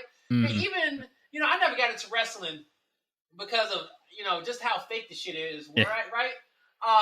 But granted, I never judged people because I understood the storytelling of it, and I was just more of a Power Rangers guy growing up. That's all it was. Hey, I just had my different fix. So, but it's a lot of showmanship in that. Yeah. It's a lot of understanding your position and showing what you put on for the fans. And, even when the game is broken, I just wish the players can just be entertaining amongst each other just for the people who's watching. You know what I'm saying? Yeah. Because regardless of how bad the game can be, just those interactions and the stories in which they create amongst each other, it's just everybody just wants to, like, oh my God, the 2 teams, they was beefing with each other, they was going at it. Or, those 2 players don't like each other. They was talking shit on Twitter last night. They watch the match. They want to watch, right? Yeah. Just give people reasons to watch. And it doesn't have to always be in that shit-talking form. It could just be giving them something to relate to about yourself, right? Just giving people a reason why, connect storyline. Why they should want to vote for you, right? Yeah. One of the big reasons why, I want to do the hot seat early on and why I feel like podcasts like this, what you're doing, is awesome because you get to take these players and just let the fans know more about them and where they come from and why they should love them, or just give them another opportunity to connect. Yeah. I mean, because it's you look at sports, and sports are exciting, but what is the storylines on Twitter every day? What are the storylines like? Who are these people? Like who? If Like there's no storylines, why would people watch? Right? Exactly. Is it for the gameplay? We know the gameplay ain't that hot all the time. So you got 2 options. Y'all can complain about why the game is broken and just sulk and wait till it's fixed. Or y'all can just find a way to make it meaningful. Yeah. Right? They used to have that saying in Blizzard, make it meaningful. All right? And just find a way. And we did that in Gears 1 and 2. We were getting updates every 6 months, and we had an option. We could hate each other. We probably did, kind of had some energy there, but we probably did talk a lot of shit then too if something was broken. But we had 6 months till a big title update came out. Like we had to play with what we got, and we just got into lobbies with each other, and we just did it back and forth, man. We the game in which we had, and we just broke that shit, just mastered it, and but it hit differently when it was slower and broken versus when it was faster and broken. Bro, I can, exactly. And I one thing that really, what was so cool. I don't think you realize like how cool that moment was. Like when you did that, and I was able to play with y'all. Like that type of stuff does not happen in the Halo community. It is a very inclusive, it's a very exclusive, gate kept community where you get a bunch and I'm sure I'll get some shit for saying, but it's like a bunch of salty, washed up pros think they got this big ego and they got to protect everything, and it's like, no, we're only gonna play against pro players. Man, fuck that. Did you not see what that Splice team did to those young kids whooping up on all of them? I know. Okay? I know. Bro, like all that young talent for that long. Mm-hmm. And don't understand this. Like when growing up on those Halos, I love the storylines. Carbon is my favorite team. The Carbons, the final bosses, straight rippings, triggers down. Like those storylines is why we were watching USA, setting our DVRs and recording with our VHS tapes with our VCR rigs there. Not miss it. Yeah. And we had the Xbox Live Party packed up, and we had about 10 of them things going on because we love the storylines and we love that action in esports. And so, and that was something that was awesome. But you get these new kids that come up. The only thing that they are missing out on is a little bit of confidence and leadership. There's a lot of skillful players out there, but they don't know how to get nerdy enough Right. to get to where they need to get to. Right. That's why I say some teams in Gears will benefit from a player who played back in my heyday, just because Yeah. they know the nerdiness in which it takes to be consistently good over and over and over. Mm. And that's just that competitive gamer nature. And I do feel like some of it was lost, right? Yeah. Just because as culture evolved and people want to look cool and not want to do certain things, or Yep. just not some probably not feeling comfortable. Okay, yeah, you don't, but if you gotta ask yourself what's your goal, and if it's about hoisting that fucking trophy, boy, you better get nerdy with it. Yeah. And I mean nerdy stats, going over vibe, just being critical of yourself. Just because I got tired of people whooping my ass and talking shit. I don't know about y'all. Like any competitive gamer that's listening out there, anytime I lost a match or lost a 1v1, when I gotta walk away, I'm like, this motherfucker's sitting at home thinking about how he just did me in. And I just got to go grind the next day to get better. I need to get my lick back. I need to go back and win it the next time. Now, just having that type of energy in you, you put yourself under a microscope. You start asking yourself, where is my cursor at all times? You start tracing outlines of the map of key hotspots of where people's faces are so you can start hitting headshots. Yep. You start changing your pace, start being there for you. You just got to do what you need to do to win.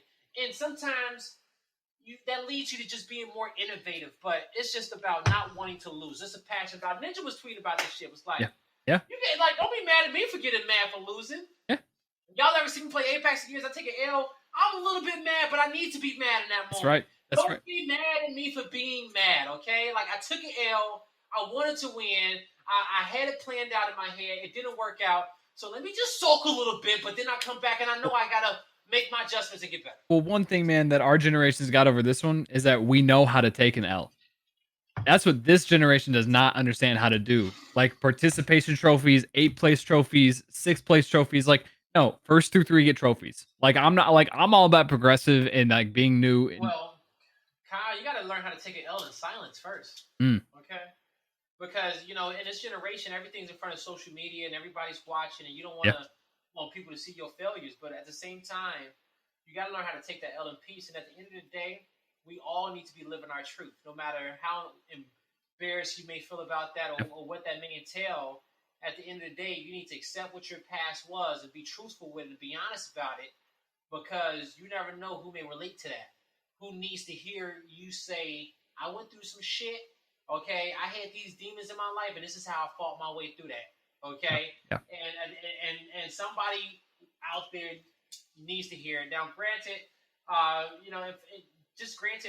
folk who don't need to hear it, even if it's one person. Yeah, that's all that matters, right? Right. When we was talking about purposes early on in the show, when I clarified that, I said, I'm gonna give somebody, my purpose is just to heal in a sense, right? And I don't care how I do it. I don't care how many people it is. Right? If it's 1, 2, 10, whatever it may be. I can die and it was 1 and I'm happy that it was just 1, right? Mm-hmm. So don't worry about the number. Just do what makes you happy. Yeah, man. No, that's fantastic, man. Gotta I kind of want to like wrap things up a little bit here, man. Like, like we've been. And I want to say, Kyle, too, by the way, you are doing fantastic keeping me in line, okay? Because I can go off on a tangent. So your podcasting skills and your hosting skills of the podcast, if they called me and was like, damn, guy, hey, we need somebody to do some interviews, I'm like, I got somebody for you. Bro. He an up-and-comer, but you give him some love and a paycheck, he'll work hard for you. Appreciate you, man. I do. I'll tell you, it takes one to know one. Like, it takes one to know one, and I'll tell you, like, during my phone calls, like, it was funny how we talk about things translating to one another. Like your culinary skills helped you in casting, and your it just. So what was funny, and I get shout out to my not my assistant manager, not my manager, not my senior manager, my direct lead. Printed off some cookie cutter like template for us to start basically interviewing our clients to basically build the relationship. And I shit you not, man. That is exactly what was the catalyst that allowed me to start getting good at what I'm doing now.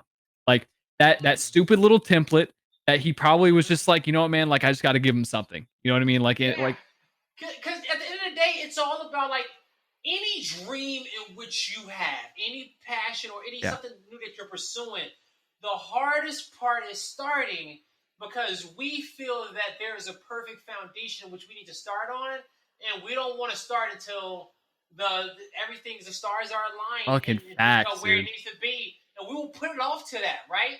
And so that's another reason why I say tell your truth.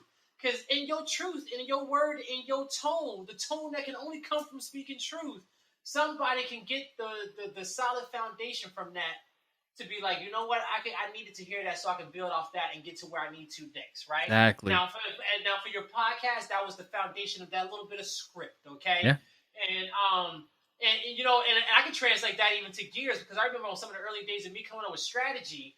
You know, it was like, or explaining the game of gears. Yeah. How do I break it down?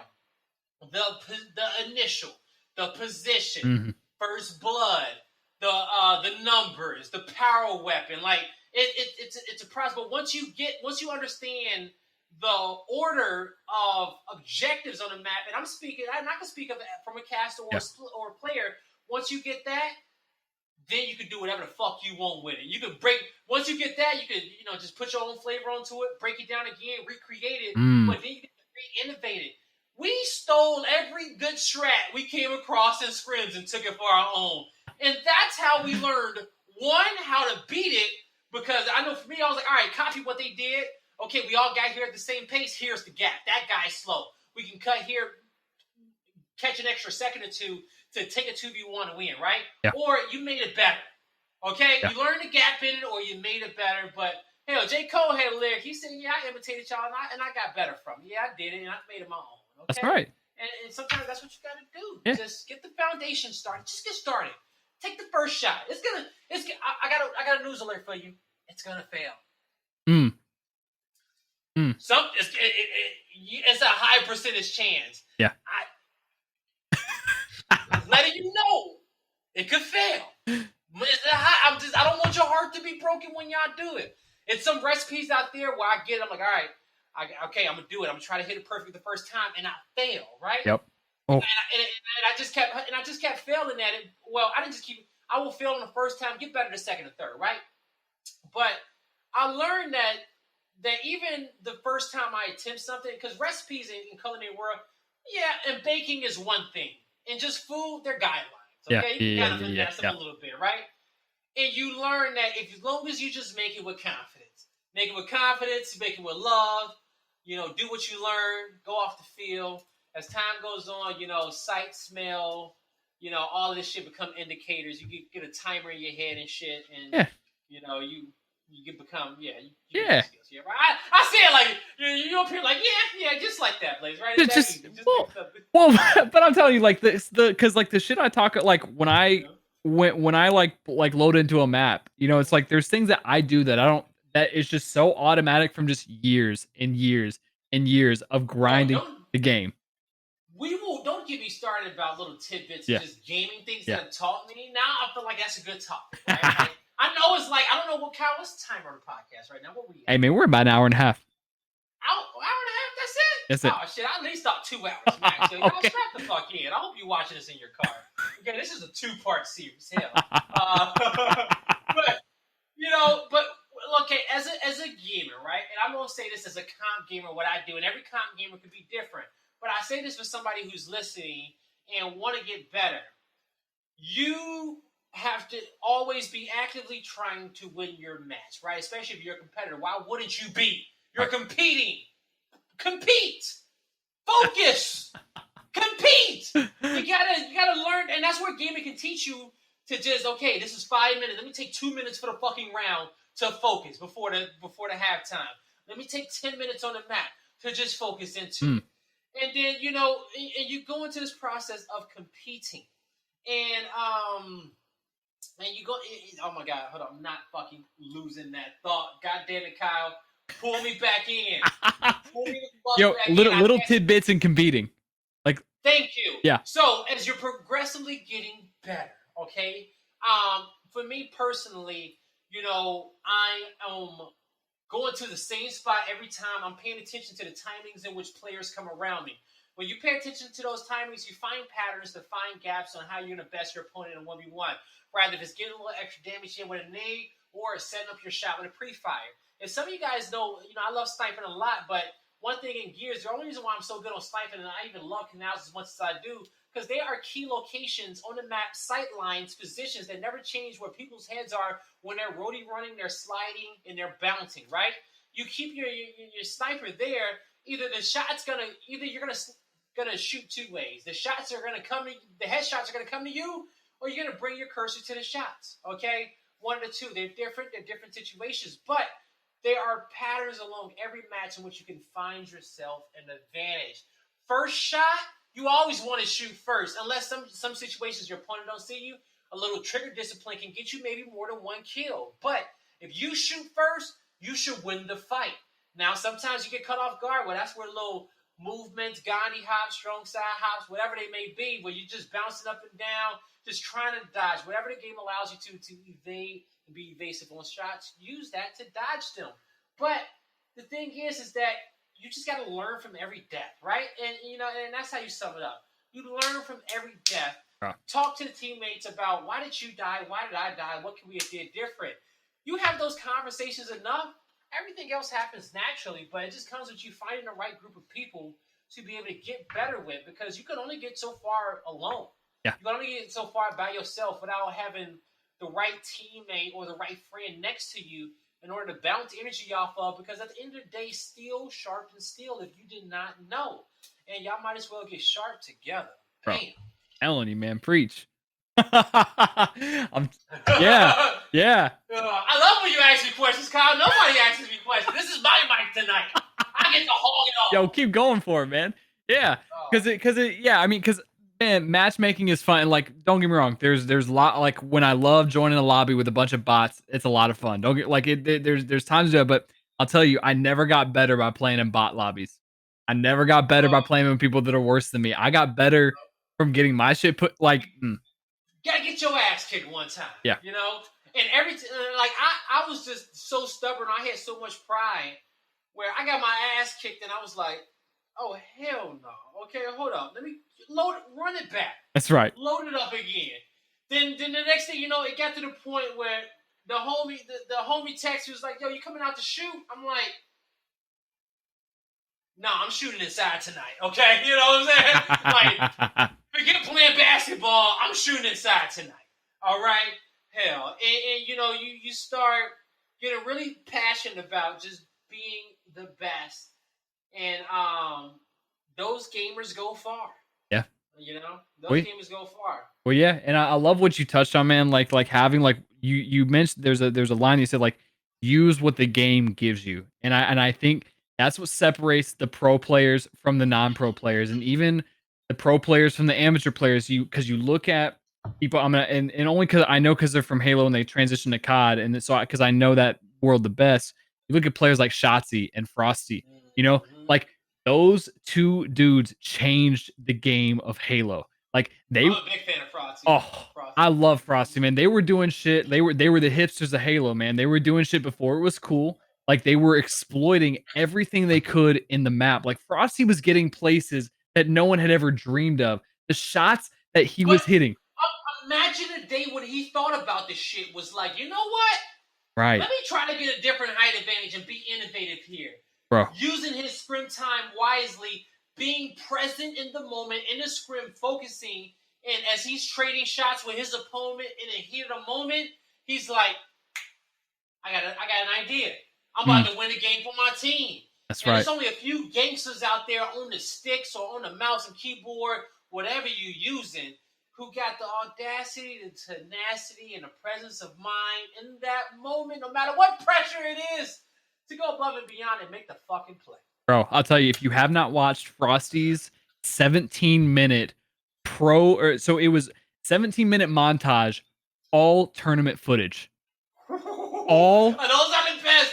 Those are the montages in which, if you dislike it one time, you're a fucking asshole, because you can never do what they did playing for that much money. I'm telling you. Those are the ones that's the like, when it comes down to montages, right? Just so we are all on the same page, and I know we got some some content creators out there, some montages, but you just need to know if money is on the line and people are competing for it, whatever sick play is made in that moment trumps whatever the fuck you did playing against Joe Dirt and Bob Lowe. That's Okay, right. Yeah, facts. that's Yeah. Because I mean, like I'm a huge Snipe Down fanboy. I love, there's a lot of old Halo pros. It's like I love their montage, and they're no doubt like Snipe Down's arguably one of the best video game players of all time. He did hands the down, dude just hands a down. monster. But it's like for Frosty to release a full 17-minute long clip of nothing but not just against pros, but on the main stage, only those Yeah, clips, bro. Like that is just that's and you'll know. like I used to be just on the bus and just driving in my car, and one thing that never failed me is that if I envisioned me playing on the main stage and clutching, I would get chills and goosebumps. Yeah, Like I'm starting to get them on my back right now, yeah, just thinking about me getting a 4-piece headshot on the main stage yeah, for the bread, yeah, the last round. yep. But I will tell you that if I was in that position, you can trust on me because I've thought about it a lot and I've been across a lot of scenarios. But that step one is really envisioning in your mind to kind of manifest and make it happen. Mm, And yeah, you think about that all day. Hell, yeah. you know when you Oh yeah. when you passionate. The only other time I've had that thought is if I was like playing guitar on a main stage in front of people. I don't know. I can't even play guitar. I truly can't. But if I could play bass guitar and I had a solo on the main stage full of a bunch of people, I will be prepared for that moment as long as I got my shit down. Uh Okay. yeah. You mentioned bass. So you mentioned bass? Not many. Everyone when people think about music, they think about guitar, or vocals, or Yeah. sometimes even the drums. Why bass? Uh, Bass is because I got my dad played bass. He played bass, which is great. But there's actually an anime called Mongolian Chop. It's called Beck Mongolian Chop Squad, and it's about this band that got created. And the music is actually fucking good in this anime. But I actually did like the bass player a lot in that one. And his solos, and what between that, I guess, and my pops, I chose bass, right? I don't know, just Hey, it's a different vibration, man. That shit hit your soul. Somebody, we need a little extra pressure in our life. You know what I'm saying? yeah. Because like I'm a huge Tool fan. Obviously, like the drums and the bass in those songs, man. It's just it's the literal You foundation. gotta put me on some game. I love, yo. I would love. Send me some tracks, man. Oh, ah, Can I work out to them? yeah, 100%. I'll make you a workout playlist for Tool. Go, 100%. please, because Got you. some I done said some great PRs just working out to like rock music and everything like that. Mhm. And so shout out to all my gaming fans and the montages and all the Linkin Parks and all the story of the year And Breaking Benjamin. and Breaking Benjamin that was played back then. One of my favorite songs is Story of the Year, To the Burial. It's like, oh man, just the bass coming into that, bleed us. And it's just like, dude, I got a montage to that shit out there. Okay, it's good stuff. I got you, man. So I will say, because you're gonna start getting me on a tangent with Tool. I'll keep it at this. Like, Yeah, that's good. That's good. Yeah, let's get back on track. yeah. So I'll say this. I'll make you the playlist, but when I say it's very similar to like the way albums were used to made. Start from the beginning and play it all the way through. Okay. It's a story. Every album is a whole story, and there's a reason. I'll tell you. They just now announced all their catalogs on Spotify and Apple Music and all that last year. They've been around since 1992, and they have sold out. Their latest album came out August of last year. They had not released an Ooh, album in 10 years. bro, And, they about to get rich because all their money was being made off hard copies. Now these and motherfuckers went digital. I'm telling you, and when the week that their new album came out, and the week that everything was released on all the digital platforms, Mm-hmm. every single one of their album was in the top 10 on iTunes. Their new album beat out Taylor Swift. Their new album beat out Mm. Taylor Swift, and it was so funny, man. You all these little kids that listen to Taylor Swift, they're like, "Who the fuck is Tool?" And it's like, Who the fuck is this Tool over Queen Taylor of all people? These motherfuckers have the audacity. it was history, and it not only was it for a day, but it was for a week, and that Oh I mean, history, but I digress, man. Like, Hey, yeah, I got you. That they're literally music that changed my life. It just they extremely impactful, man. I vibe to it on stream. Sometimes I can't play it on stream because it copyrights and DMs. yeah, You know how it is, man. yeah, I know how it You know is. how it is, man. Some But yeah, man. sometimes it's worth the L. Yeah, sometimes it is, man. Casting, man. What has been your single favorite moment in your casting career? Mm, good question. Um, Casting. Yeah, and you know what? I I was gonna say one of my favorite moments in gaming was Let's roll with that doing a first. grand. Well, I would say, in my professional esports career, Mm, because I gotta say it's different because the Miami Grand Championships with CDL, I think it was Genji E United. That intro was super dope. Right, me and my producer Brian got to a point where we were just like in synergy, and everything just looked good on camera, looked good in the venue, and creating moments like that and experiences. Sometimes it's just for 2 minutes, right? yeah. But a dope ass 2 to 3 minute experience with a live audience and even a fans online to set the stage for an awesome match. Whew, you do that, boy. Everything after is just right. The fans is right. Everybody's ready to get into it, and that is it's an awesome moment. And so that was good. So that was the Miami event. It was the first esports event in Miami too, as Mm. well. And I've been around here for a long time, and nobody has done one like that. And it was an awesome weekend across the fucking board. Hell. And so, lastly, and now casting moment. Casting. Oh, what stands out the most? First off, if I go down finals, grand finals, TriCast was cool, but that was not.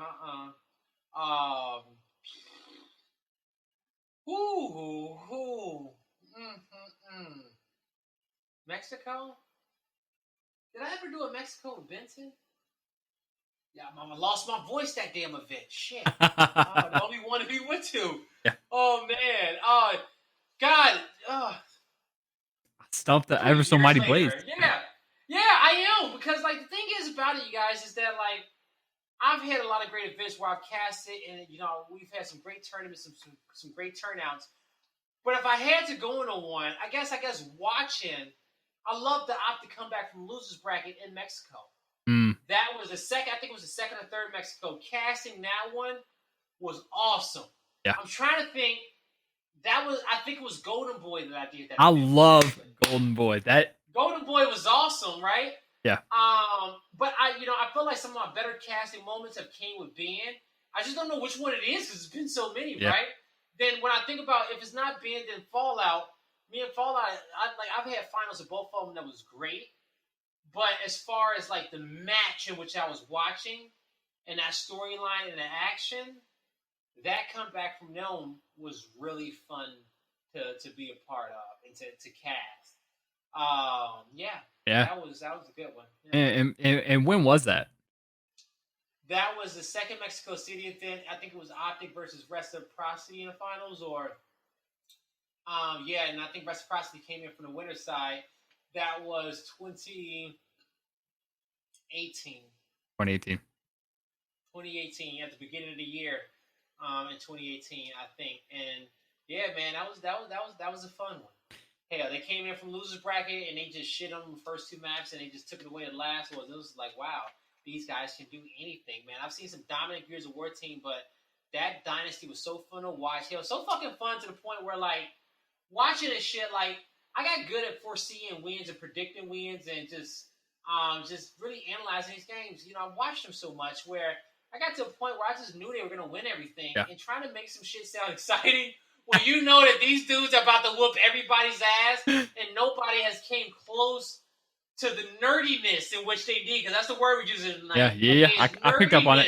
nerdiness. All right, when it comes down to strategy and doing what it takes to win an esports tournament, to come out, and people didn't get the timings, the intensity, and they just kept beating everybody, bro. Yeah. It was like, all right. Yeah. But then when they started losing, I got happy. I was like, yeah, we got some winners here. They took a few L's. I'm having fun again. Because it's one thing when you know who gonna win, but when you don't know, it's like, I don't know, guys. Yeah. It could be them, whoever. And that's what made actually kick off Gears 5 super fun was just different winners and stuff, man. Yeah. It was just like, all right, who's gonna take it, you know? Yeah, because you had no idea. No one played the game. No one, like teams just formed. It's like it just there was nothing to base it off of. And when the game is slow, and I know you guys is like, Blaze brought the hammer out again. He's had his hammer on his desk all night. I don't know. I'm just fucking using this shit to prove points. And if you guys been listening all night, one thing as I would say is that in a slower paced years, the competition was a lot more competition. Yeah. It was simpler and it came down to just kind of strategy and skills, a better balance of it. Yeah. And we saw a lot of different winners there, right? And it made the scene a little bit more watchable, more fun. And I was talking to somebody the other day, and I love talking to just fans and understanding their experience and their perception of what Gears Esports is to them and what makes them happy. And I had one of my friends tell me that he actually felt like Optic winning so much actually kind of did some harm to the scene rather than good. And I was like, I can understand why you can understand that when, them winning as much as they was, unless you were a Green Wall fan and feeding them, you're watching it, you just kind of knew what was going to happen, right? Yeah. And it did. Yeah. It happened for a long time. Yeah. Anytime you said it, you were a smart betting man on them. Yeah. And then me, from somebody who's played Gears of War so long, it's just like, why y'all letting them do that to y'all? Like, right. Yeah. Yeah. Why you don't just let Billy destroy you every day of your life? Why you don't let Explosive outthink you? Yeah. Yeah. Why you not let Summons outplay you in your home hill like that over and over? Shit. Yeah. Well, I mean, I think that people build a reputation on that, and I'm telling you, the CLG, Optic, and now Tox roster on Halo 5 was the same thing, man. Bro, you had Royal 1, Royal 2, you had Snakebite, and you had Lethal. Like, it was just like, bro, that was a dominant. No, not Royal 1. Royal 1 was coach. You had Frosty, Royal 2, Snakebite, and Lethal, and it was like no one could touch them for the longest time until Shotzi came along. Man. Like he's like that was like the whole dynasty that was built from on Splice. You know what I mean? And it was you can just get a bunch of people that are together, and it's like it's cool to see dynasties like that, man. But you look, this one motherfucker out there who watching, it's just like, I done had enough of these dudes. That's right. And I don't. Yeah, you can respect them. Y'all cool. We can be friends in the pubs. That's but right. when it's time to play, I don't like y'all. And I really dislike y'all to a point where I just want to become the best so I can beat you. And I just want more players who think like that. But it's, I guess in this day and age, it's sometimes even harder to find somebody who think like you and feel that way, where you could be like, yo, you don't like them, I don't like them. You want to do whatever you can, let's go. Hey, let's talk about strats for fucking 4 hours and try to figure out, let's go over some VOD and try to figure out where can we find a chink in their armor and outpace them. Because it's there, but it's the little things. It's there, man. You got to have the confidence that you can do it, and you just got to put the time in to make it happen. Yeah, 100%, man. We've talked. Yeah, I love that comment. Why are you letting them do that to you? Why? Because I just personally can't get my ass whooped like that over and over, right? Yeah. Even if I was, like, even in real life, if I just feel like somebody is just, they're finally, like, challenging me and making me uncomfortable, actually, I ain't gonna lie to you, I get excited. When I get too comfortable and there's just somebody who comes along and just challenges me, I'm like, hold up. I've been training for this. Okay? That's right. Now let me see if I can push my limits again. And I just love when I come across people like that. And that's why when I say that it's nice to find a rival, right? It's nice to find a rival sometimes. One of my rivals early on in my career was Nick Merckx. Oh. And me and Nick, man, that was my brother. But when it came down to Gears and just competitive, rather we've matched up in Halo, we've matched up in Gears of War. And, he has me by 1. I don't know what the score is. It's like 4-3 or something like that. But when it comes down to competitive nature, that was it. But you having somebody that you're close with, a friend with, to go back and forth with, like we said before, steel sharpens steel, right? You said that. So, and it's an awesome experience. Yeah. And I look at him nowadays, and his blade is sharp as fuck, bro. Like, very few people can go against the Merckx film and that Spartan and his spear and that hard ass shield and hard ass head he got, man, he gets it done, man. But he is so awesome and has such an awesome community and loving heart. But in the core of that, a lot of that stuff we grew up with in Gears, and and it made us who we are. And but I'm happy that the entire Mercs fam gets to get that bit of love and Gears through him, Yeah. right? And that's why I said that. And that's awesome. And I plan on having more subs than him one day. I don't know when that day is going to be, but Yep. like I still compete with him here and there in some ways. That's my boy though. Bro, I'm telling you. So I'll tell you, when I asked Drix this last question, I'm gonna ask you. His answer was, "I want to be the next Nick Merckx. I want to be the Nick Merckx of Gears." It's literally a quote from what he said. But Yeah, right. my thing to you, man, like kind of like as we wrap this up, is like, what's next for you, man? Like, what do you, like? You're 30. What do you want to be when you grow up? Shit, I love to be better than Nick. Hell, shit. Okay, Mm. forget being. I want to be better than Nick. Okay, I said it, dog. You heard me, little Nicky. Okay, I want to be better than you. But regardless, all love aside, when it comes down to just me and the rest of my life, and where I see my future, we talked a little bit about earlier about just finding your purpose and being in purpose, right? Mm. And I just want to continue to work in that and continue to heal physically, emotionally, right? Through entertainment, through food, through fitness, through just making somebody laugh and making somebody smile. However I do that, I just want to continue to do that. At Mm. the end of the day, just be happy with that and be content with that. And because fuck all this materialistic shit. I think, granted, it's shit that I want, and that's the fun part of life, me striving to get that, Yeah, right? yeah, But I want to do it in purpose because I've seen people out there do it in ways which is just nasty and yeah, just, it just evil and it just catches up to them. It's just bad energy, right? yeah. And it always does. I've never Always. been not one instance where I've never seen it not catch up to them. Yeah. And so I just want to be content in the moment I'm in, be happy, be present, spend special moments with the people who I love, the Fire Squad, the Gears fam, all my friends I've been getting with these years, and just honestly just do that and just live within my means and be happy, dog. Now, granted, and that's something that somebody can say that, man, that's some really, really simple shit, Blaze, or like, Blaze, that's so vague or so high level. Like, it's just I just want to do what I love and just be happy as I wake up every day because, yeah, like I say, I want to strive to get the Beamer, the house with the test kitchen in the backyard, my garden. I want to grow my own bud and then do these podcasts where I got all my friends over and I'm just letting them try my secret menu and I just record. We just have all the conversations of the world and these folks have fun. I want to do that and just talk anime and video games. And like, I got big dreams like that, you guys. I get that, right? But it's nice to strive to do that, but I can't get to that if I don't work. Mm. I can't get to that if I don't work. And that's what it is. So I just want to make sure that I'm happy to be able to achieve those vast goals in which I want. And it's not as complicated as sometimes the world makes us think it is. So It's not, man. Hey, rather if it's Gears of War or cooking, whatever it may be, I just want, I'm going to be happy. And, it's people hitting me up to cast to do some work. I'm happy to be a part of Apex again. I'm excited for what's coming up in the future for Gears of War. And when these events pop off, I hope to be back in these venues and just talking and just sharing my love to everybody else, doing what I love and letting people know why I do it, and just telling my truth. So you may say what we're doing right now. What we doing right now, just talking, right? Yep. That's why I'm so happy you hit me up. Yeah. And we would play a game, and I just randomly said, "Hey, I'm doing it." You were on my mind. You were in the customs.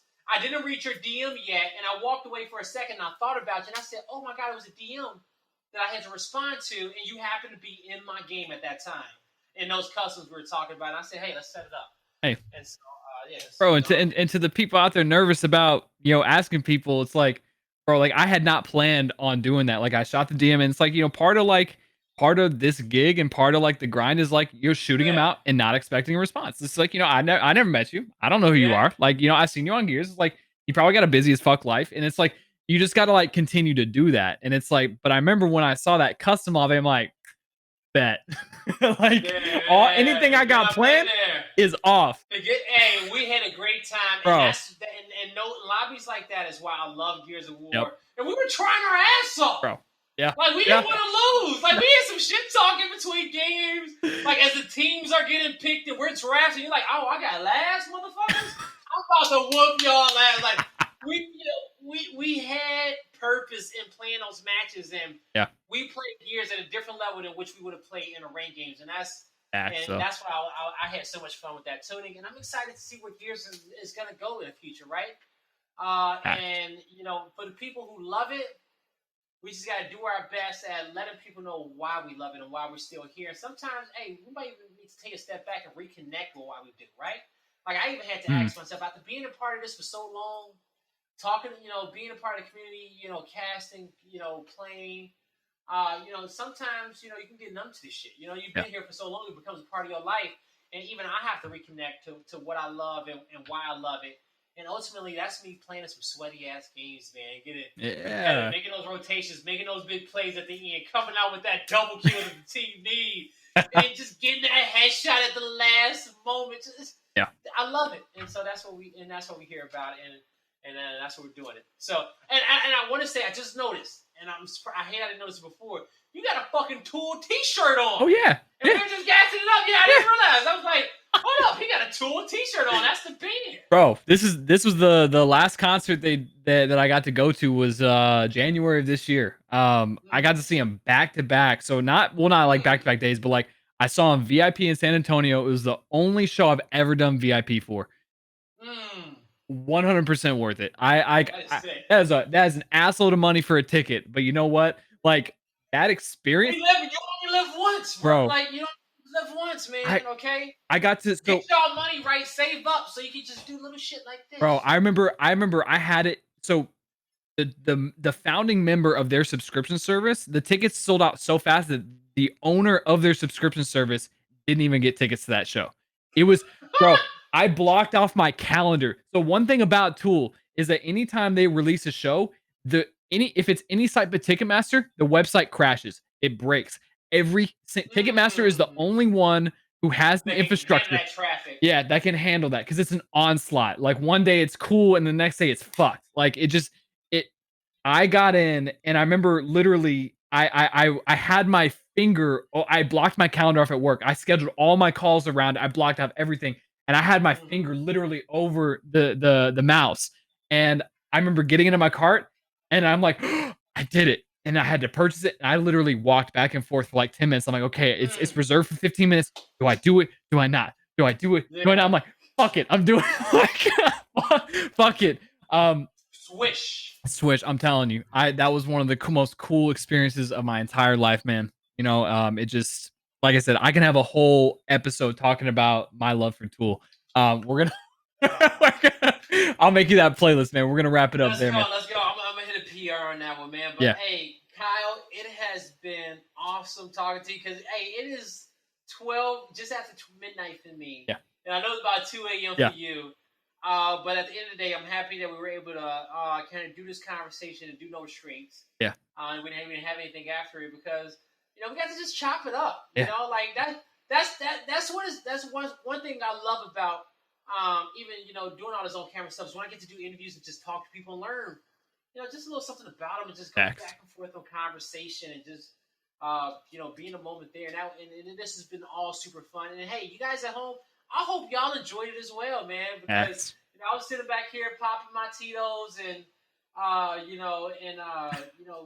lemonade and having a good ass time here. Shit, my dinner cold over there, but don't worry. I'm about to warm it up. What day is it? You gotta watch me some Umbrella Academy out there or something like that. Hey. Okay. Damn, who tried to hit me up? Shit. Okay, well, we'll get to that later. I ain't looked at my phone in a while. Shit. Sometimes people be missing me. Hey, I turned that ringer off, man. Fuck all them notifications. That's right. If y'all gotta I leave you with this. Sometimes, if you just gotta take a break, you guys take it. This world will run us crazy. Everybody pulling us in each which directions. DMs going off, texts going off. The boss wants something. The fam wants something. But as we're getting pulled, okay, you will get so worn out. And you do more justice for all of these people. You do more work for all of these people. You just make sure you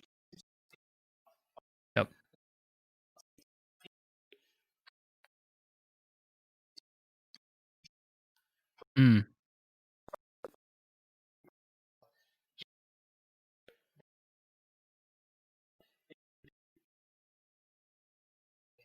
that's what I'm talking about. Amen. God, got a fantastic night, my man. I appreciate you. I appreciate I'm you happy I do it. I can't wait to see to listen to this. Yo, make sure y'all give Kyle some love, like, subscribe.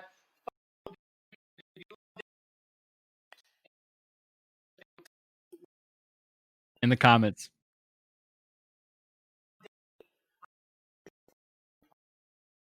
Bro, This episode, we bro, got Blaze back on the mic. Where we been at, dog? I love Where it, we dude. been at? You know there's gonna. What's gonna happen? I'm with it. It's going. We put it in the universe right now, but for now, y'all gotta do. Y'all just gotta make do with what we got here for you. Yeah, that's it, man. Okay, and make do with what you got because that's all you got right now. If you listening to it, That's right. look around you. That's it. Okay, be at peace with it. Mm. Okay, and if you not, then it's time to focus up and grind out, baby. Okay, let's get it. And let us Let's know go. if you need any help with that. I can only speak for myself. I know Blaze got you too, man. Peace. Much love.